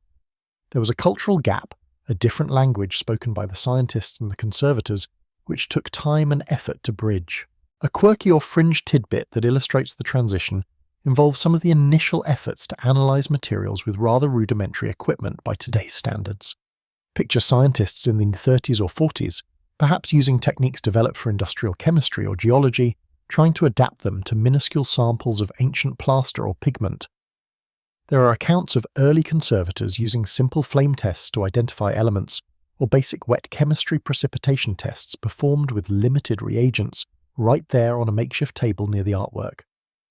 It highlights the ingenuity required to apply emerging scientific principles in a field that hadn't traditionally used them, often far from a fully equipped modern lab. It's less high-tech science and more science on a shoestring, but it was a start. The scientific approach also brought standardization. Once you could analyze materials and understand deterioration mechanisms, you could start developing standard procedures and protocols for treating different types of damage. It wasn't just about individual expertise anymore. It was about applying scientifically validated methods. This paved the way for formal training programs in conservation, science, and practice, elevating the field to a recognized profession with its own body of knowledge. This period also saw the beginning of non-destructive testing methods, though they were very basic at first. Techniques like using percussion hammers to detect voids behind a mosaic by the sound it made, a bit like tapping a wall to find a stud, were refined and sometimes coupled with early forms of imaging. While not strictly science in the chemical sense, they were systematic, testable methods for diagnosing hidden problems, moving away from guesswork. Historians still argue whether the initial rush to apply new synthetic materials, driven by scientific development but sometimes lacking long-term testing, caused unforeseen problems that are still being dealt with today. While the analytical science was invaluable, the material science of conservation was still in its infancy, and some early choices were made with optimism that wasn't always borne out over decades. The debate continues about balancing the potential benefits of modern materials with the proven longevity and compatibility of traditional ones, a discussion deeply informed by the scientific analysis of how both types of materials age in situ. So the scientific shift wasn't just about getting labs, it was about embedding a culture of investigation, analysis, and evidence-based decision-making into the heart of conservation practice. It provided the why behind the what to do, transforming the repair of ancient mosaics from a skilled craft navigating visible damage to an interdisciplinary science addressing the hidden causes of decay. It laid the essential groundwork for the more sophisticated techniques of consolidation, cleaning, and structural support that would become standard in the later 20th century and beyond. So with science now in the workshop, you had the why. You understood the salt was coming from here, the mortar was failing because of that, the tesserae were detaching because of structural wobble, not just bad luck. This deeper understanding paved the way for developing more targeted, specific treatments, moving beyond just sticking bits back on or covering them up. This is where you start seeing the focus shift to things like consolidation and cleaning. Consolidation. It sounds like something you do with your finances, right? But in conservation, it's about making something weak or crumbly strong again. Imagine those ancient mosaics. Maybe the mortar bed has turned to powder, the tesserae are loose or missing, or the plaster backing is flaking off. Consolidation is the process of introducing a material that will penetrate into the porous structure and bind the deteriorated particles back together, or re-adhere layers that have detached. It's like giving the mosaic a structural hug from the inside. Before the scientific age, consolidation might have involved things like injecting various glues or plasters, often with unpredictable results. Some materials were too rigid, causing new stresses. Others weren't compatible chemically or physically, leading to future problems. With science, conservators started analysing the pore structure of the original materials, the mechanisms of their decay, and testing different consolidants for their ability to penetrate, their strength, their flexibility, and their long-term stability. This led to the development and use of specific consolidants, often based on lime or silicates for stone and mortar, or synthetic polymers for plaster, applied in dilute solutions so they could soak into the fragile network without forming a hard, glossy layer on the surface. The application methods became more sophisticated too. Instead of just brushing stuff on, you might use syringes to inject consolidant into specific voids or apply poultices that slowly release the material over time, allowing for deeper penetration. It's painstaking work, molecule by molecule, almost like knitting the wall back together with invisible thread. You'd be there, hour after hour, gently coaxing a liquid into a hairline crack, watching it absorb, waiting, applying more. It requires patience that would make a saint yawn. Then there's cleaning. Byzantine mosaics, bless their sparkly hearts, accumulate a lot over centuries. Dust, grime, soot from candles and heating, bird droppings, yes, even indoors if the roof is gone, and perhaps most problematically, old inappropriate repair materials. Cleaning isn't just about making things look shiny, it's often essential for conservation. Grime can hold moisture. Biological growth, like algae or fungi, can eat away at the surface, and old non-porous repair patches can trap salts and moisture behind them, causing the original material to deteriorate unseen. Early cleaning could be pretty brutal, harsh chemicals, aggressive scrubbing, hoping for the best, but scientific analysis revealed the delicate nature of the tesserae and the setting bed. Acidic cleaners could etch marble or glass. Alkaline cleaners could damage pigments or the mortar binder. Mechanical cleaning, like scraping, risked dislodging tesserae or scratching the surface. The scientific approach brought precision to cleaning. Analysis could identify the type of dirt or accretion. Was it carbon soot, calcium carbonate crusts, organic growth? Knowing the composition allowed conservators to choose the most appropriate and least damaging cleaning method. This could involve using specific solvents, chelating agents, chemicals that grab onto metal ions, useful for removing rust stains, or carefully formulated poultices that draw out soluble salts or dirt. Physical methods also became more refined. Microabrasion techniques using tiny streams of fine particles like glass beads or walnut shells under low pressure could remove stub and grime without damaging the substrate. Lasers, believe it or not, eventually entered the picture. capable of vaporizing certain types of grime layer by layer with incredible precision, although that's a much later development. But even simpler tools like scalpels, needles, and fine brushes were used with a new level of understanding about the material they were acting upon. Imagine sitting there with a tiny scalpel scraping away decades of grime from around a single thumb-sized gold tessera, trying not to breathe too hard. It's enough to make your eyes water, or glaze over depending on your sleepiness level. One mainstream historical fact from this era of developing specific treatments is the widespread adoption of lime-based mortars and plasters in modern conservation, often referred to as conservation mortars. This was a direct result of scientific analysis showing that original Byzantine mortars were typically lime-based and that modern cement was largely incompatible. The understanding of the carbonation process, how lime mortar hardens by reacting with CO2 from the air, and the porosity and flexibility of traditional lime mortars guided conservators back to using materials that behaved similarly to the originals, ensuring better compatibility and longevity for repairs. It was a case of science showing that sometimes the old ways were actually the best ways, or at least the most compatible ways. A quirky or fringe tidbit from this period involves the use of biological methods for cleaning. Yes, microscopic life, in some cases, where stubborn organic growths or specific types of crusts were present.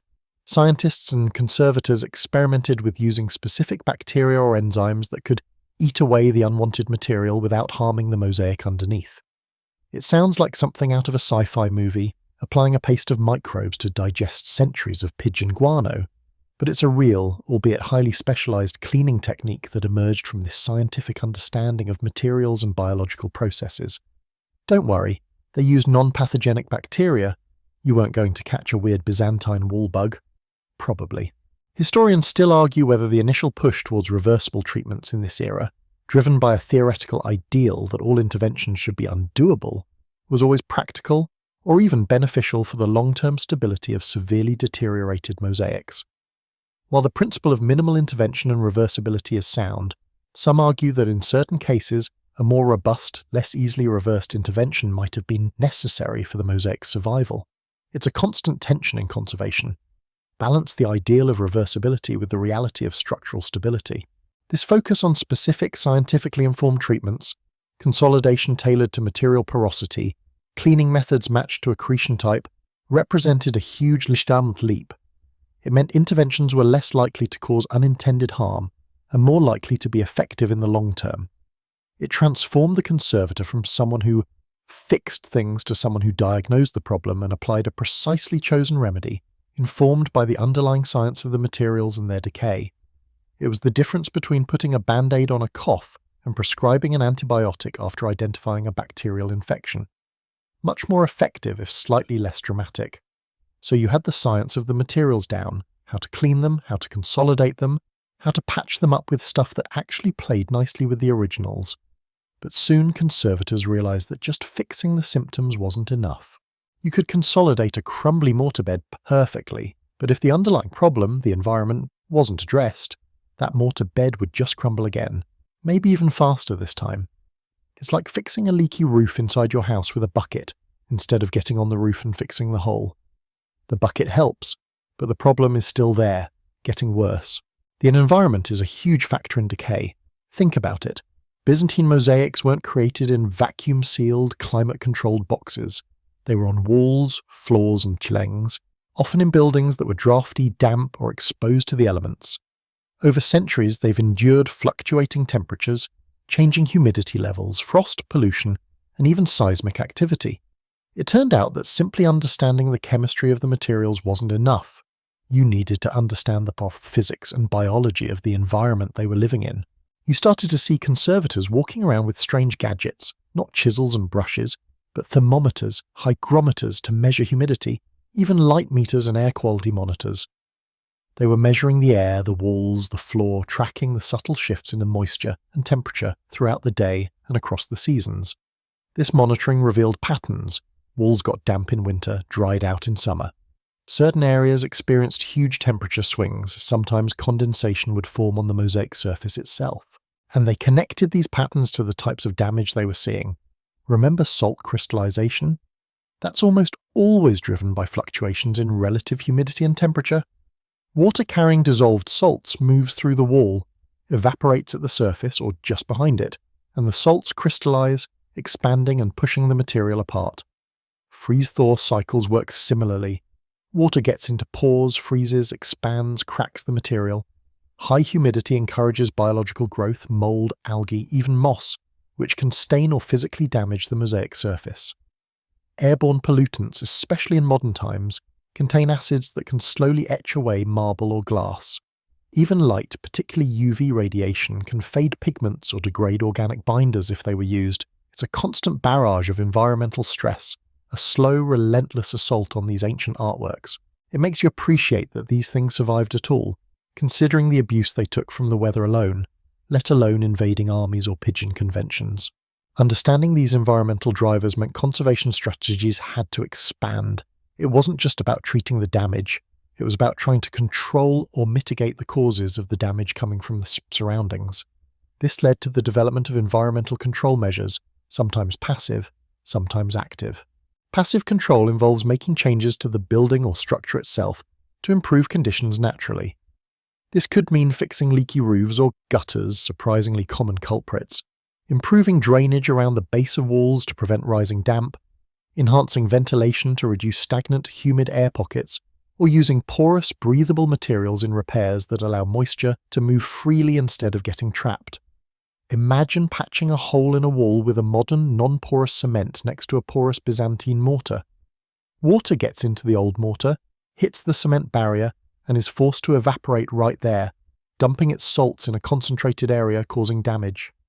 Using a compatible, breathable lime mortar allows the water to evaporate more evenly across the surface, distributing the salt crystallization and making it less damaging. Active control involves using technology to maintain a stable environment. This is where HVAC systems come in, particularly in museums or enclosed exhibition spaces. Controlling temperature and humidity within a narrow, stable range dramatically reduces the risk of salt crystallization, biological growth, and thermal stress. You might install dehumidifiers to pull moisture out of the air or air conditioning to keep temperatures stable. This is obviously more complex and expensive, especially in large historical buildings with high ceilings and massive volumes of air. Trying to climate control, Hagia Sophia is a slightly bigger project than putting a dehumidifier in your basement. One mainstream historical fact related to this is the critical recognition of rising damp as a major threat to ground-level mosaics or the lower parts of wall mosaics.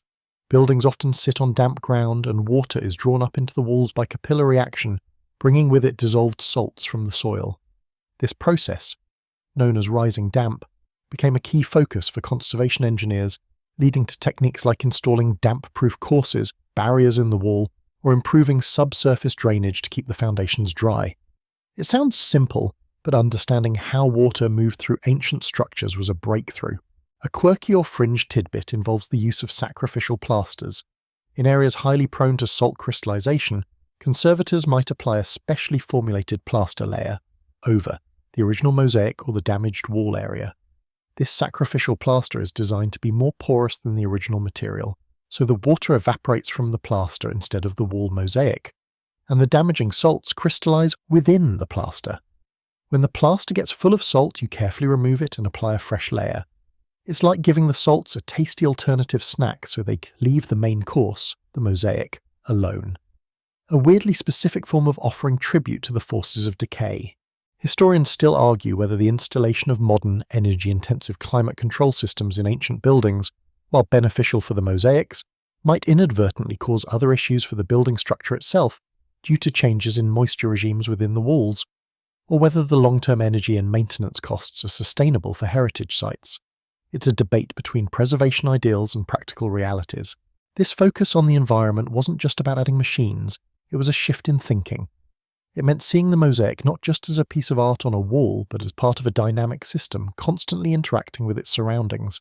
It led to integrated approaches where conservation treatment went hand in hand with structural repair and environmental management. You weren't just a mosaic doctor anymore, you were becoming a building climate engineer too, albeit one who still knew how to handle a tiny brush.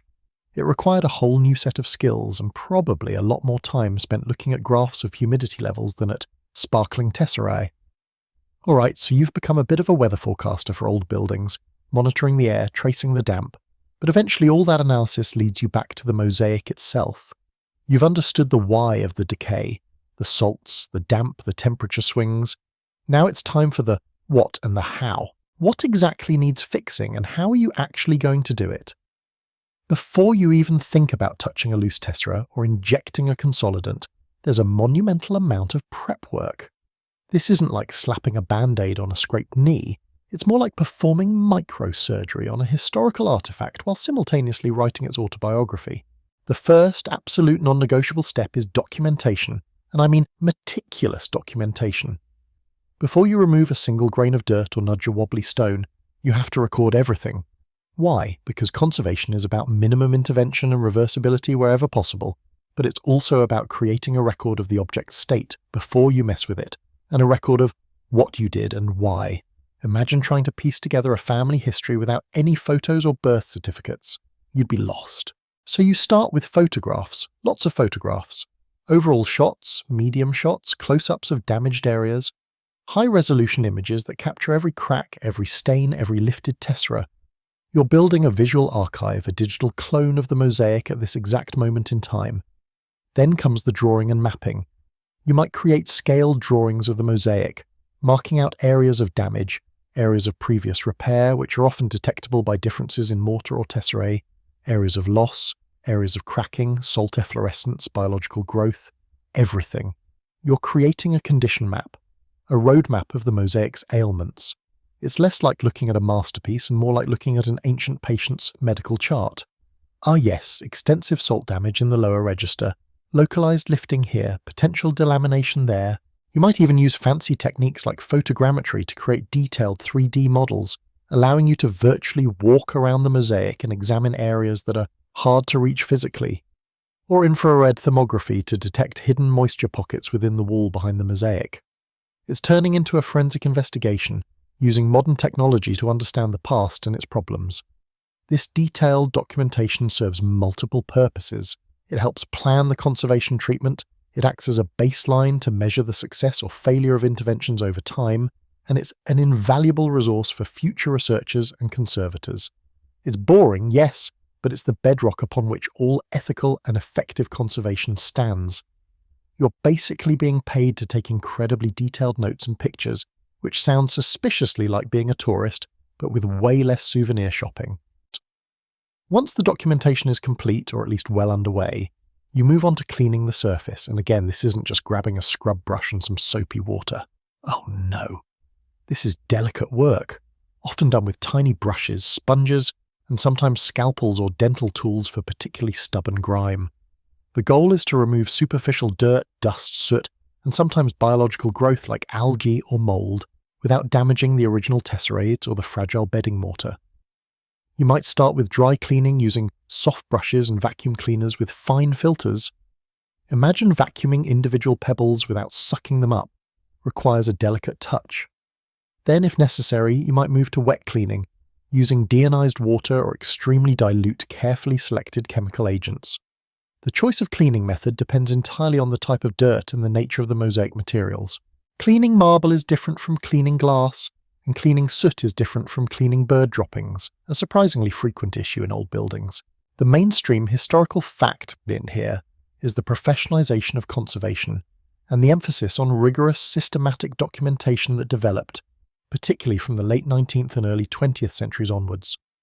Before this, restoration was often more about aesthetic renewal, sometimes involving significant changes or even replacements without adequate recording of the original state.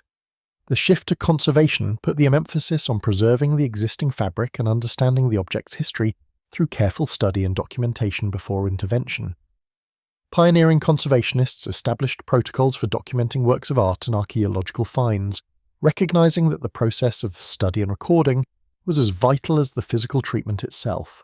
A quirky or fringe tidbit relates to some of the historical cleaning methods used before the scientific approach took hold. Sometimes mosaics were literally scrubbed with harsh abrasives, or even covered in thick layers of paint or plaster to protect them, which often did far more harm than good.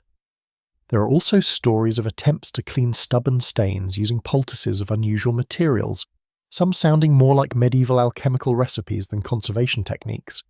You might find remnants of these well-intentioned but ultimately damaging past interventions during your current, gentle cleaning efforts. Finding a thick layer of varnish over a mosaic is like finding someone tried to fix a complex clock with superglue and glitter. Historians and conservators still argue whether aggressive cleaning, even with modern, seemingly safe methods, can ever be truly justified, given the potential for irreversible damage to the patina, surface texture, or even subtle colour variations of ancient materials. There's a debate about the acceptable level of cleanliness. Should you remove every last speck of grime, or is some level of historical accumulation part of the object's story? It's a fine line between revealing the original beauty and scrubbing away layers of history, literally. As you carefully clean, you're also getting incredibly intimate with the mosaic's surface to it. You see the way the tesserae were cut, the subtle variations in their colour and texture, the lines where the ancient artisans worked in sections, often visible in the bedding mortar. You feel the slight unevenness, the places where the surface dips or bulges.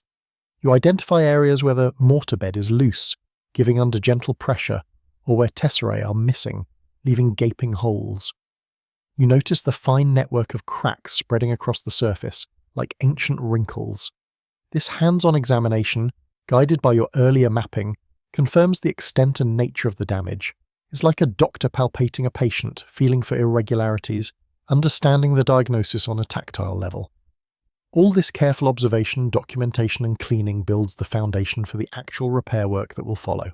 You're preparing the ground, both literally and figuratively, for the gentle intervention to come. You've documented every tiny flaw, mapped the decay, and gently coaxed away centuries of grime. The mosaic lies bare, its vulnerabilities exposed, almost whispering its ancient aches and pains to you. It's like you've taken a detailed X-ray and MRI, and now it's time for the actual treatment. The next phase of this gentle art is stabilization and infilling, essentially making sure everything that is there stays put and carefully addressing the places where something isn't there anymore. Often the first step in physical repair isn't even touching the tesserae themselves, but stabilizing the bed they sit in. Remember those voids and delaminations you noted during your percussion testing, tapping the surface and listening for hollow sounds? Those indicate areas where the bedding mortar has detached from the wall or where layers within the mortar bed have separated. If you don't fix this underlying instability, any work you do on the surface tesserae will be pointless. They'll just come loose again. So you become an ancient wall chiropractor, performing structural adjustments. This often involves a technique called consolidation. Imagine the bedding mortar as brittle, crumbling cake. You can't just stick sprinkles back on top, you need to strengthen the cake itself. Consolidation involves carefully injecting a liquid consolidant into those voids and cracks. What kind of consolidant?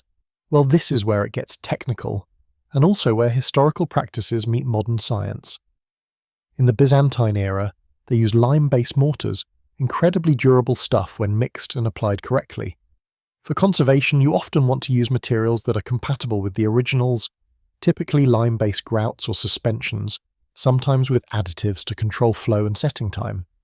You don't want to inject something rigid and incompatible that will cause new stresses or trap moisture. Using fine syringes or small funnels, you painstakingly inject the liquid consolidant into the cracks and voids.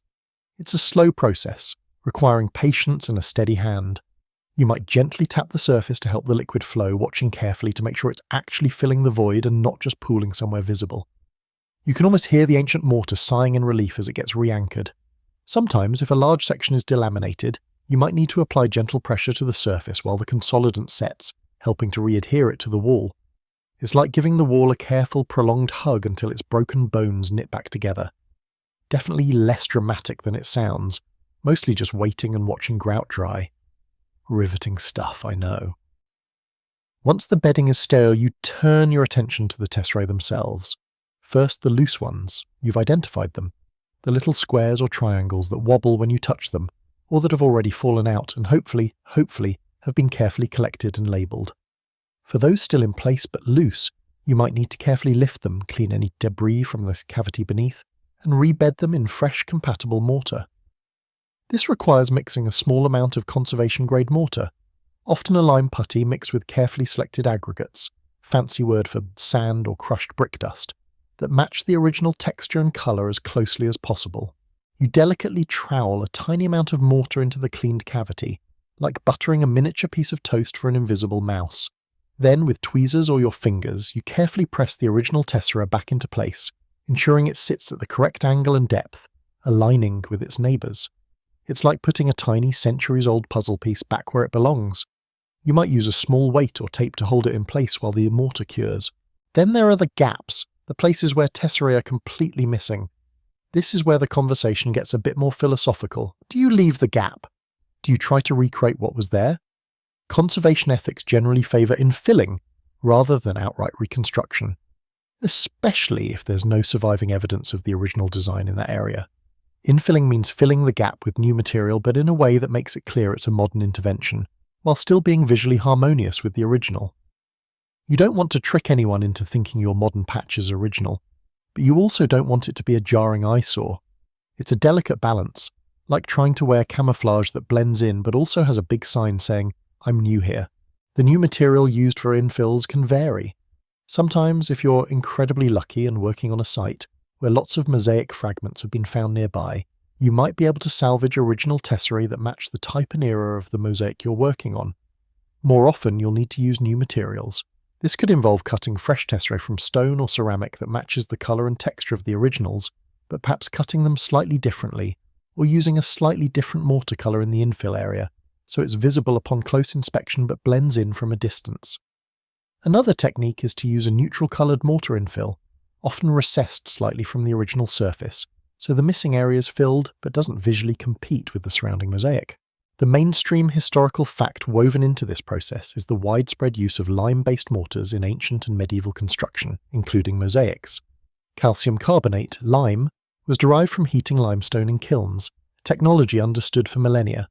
When mixed with water and aggregates, lime mortar hardens slowly by reacting with carbon dioxide in the air, carbonation, effectively turning back into stone. This process creates a durable, breathable, and relatively flexible bond is chemically compatible with stone and brick, making it ideal for ancient buildings and their repair. Unlike modern Portland cement, which is harder and less breathable, lime mortar can accommodate slight movements in the building structure and doesn't trap moisture in the same damaging way.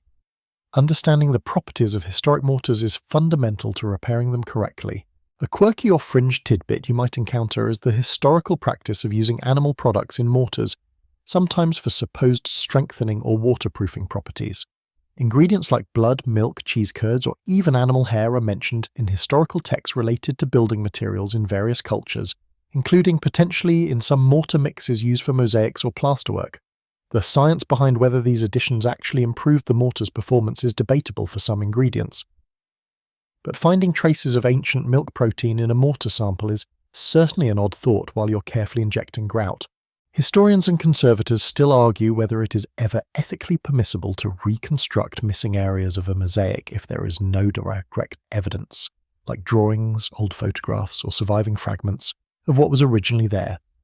Is it better to leave a blank space using a neutral infill, or to attempt a plausible reconstruction based on surrounding patterns, or known artistic conventions of the period, accepting that it is a modern interpretation? It's a constant tension between preserving authenticity and restoring aesthetic coherence, a debate that plays out tessera by tiny tessera on conservation projects around the world.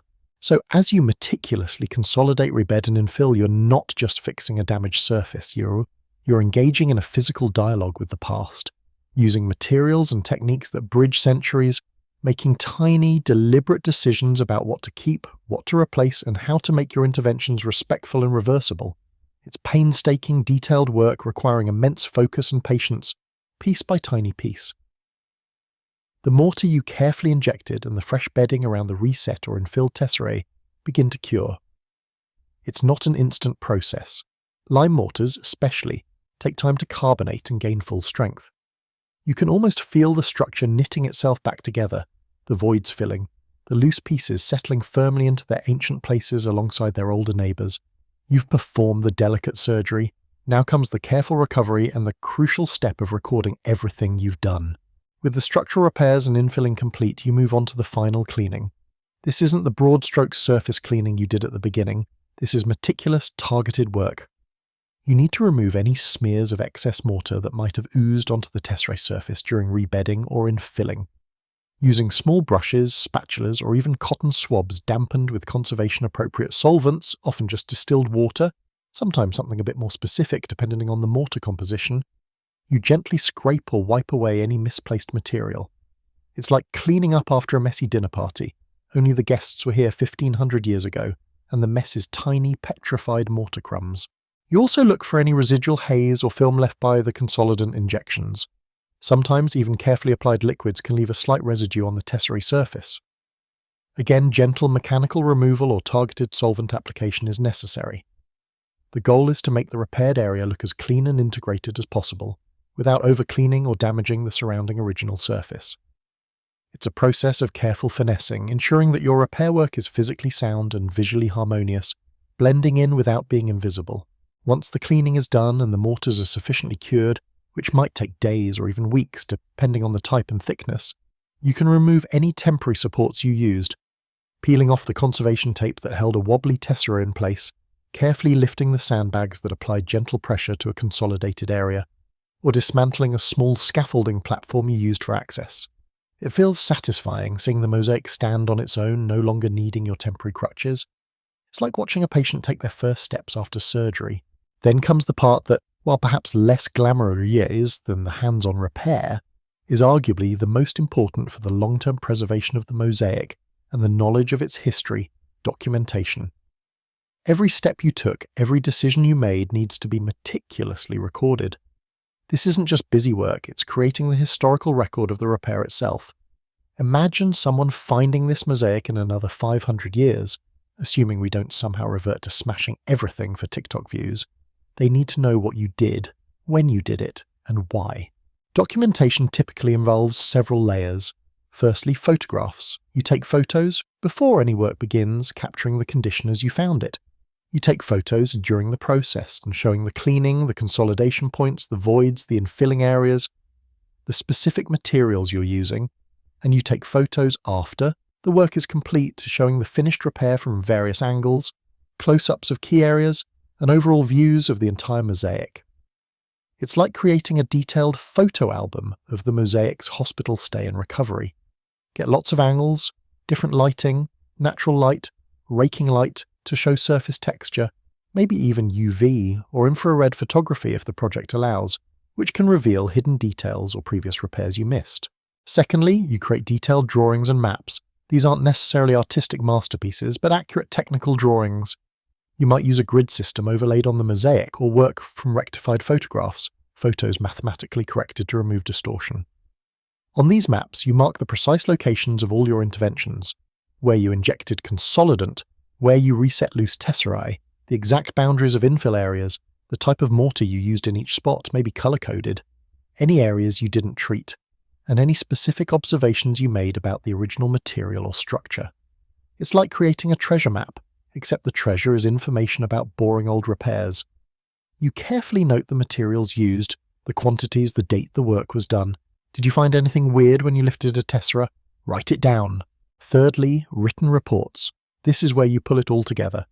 A narrative description of the project, the mosaic's history, what you know of it, the condition it was found in, the methodology you chose for the repair, why you did what you did, a detailed account of the work carried out, the materials used, specific types of lime, sand, additives, consolidants, the challenges you faced, like unexpectedly finding a giant crack behind the wall, which definitely didn't happen to you, nope, and recommendations for future monitoring or maintenance. This report becomes part of the mosaic's permanent record, often stored in archives belonging to the museum, church, or heritage body responsible for the site. It's essentially a biography of the repair work. The mainstream historical fact here is the sheer importance of record-keeping in the Byzantine Empire. They were meticulous bureaucrats, chroniclers, and administrators. Emperor Justinian I, for example, commissioned the Corpus Juris Civilis, a monumental compilation and codification of Roman law that became the foundation for legal systems across Europe. They kept detailed tax records, imperial decrees, church inventories, and chronicles of events. This historical inclination towards comprehensive documentation, born out of administrative necessity and a desire to impose order, echoes the modern conservator's need for exhaustive records, albeit for a different purpose, preserving the physical and historical integrity of an object for future generations. A quirky or fringe tidbit you might occasionally stumble upon during this process, and which absolutely needs to be documented, are unexpected inclusions in the original mortar bed. While carefully probing a void or cleaning an edge, you might find organic material, a seed, an insect wing, a bit of straw, trapped in the original plaster or mortar from centuries ago. Sometimes you might find small tools or fragments accidentally left behind by the original craftsman. There are even accounts from various historical periods of people deliberately embedding small personal items, coins or charms within walls or foundations for luck, or as a hidden signature. Finding a tiny Byzantine coin or a petrified beetle wing while working is a strange, direct connection to the hands and environment of the original builders. Just make sure you document it before anyone thinks you dropped your lunch in the ancient wall. Historians and conservators still argue whether the documentation itself is sufficient, or whether repairs should inherently signal themselves visually. Should infills be subtly different in texture or slightly recessed, so that an expert can spot them easily, even from a distance? Or is it acceptable for modern repairs to blend in seamlessly, relying solely on the written record to differentiate original from new?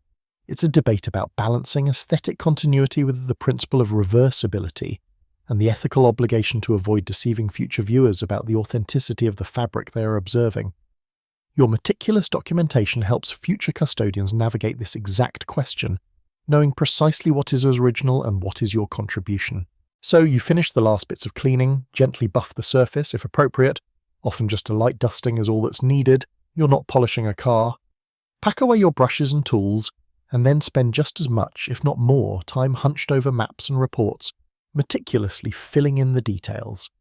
The gentle art isn't just in the physical act of repair, but in the quiet, painstaking effort to ensure that your work is known, understood, and preserved as part of the Mosaic's ongoing story.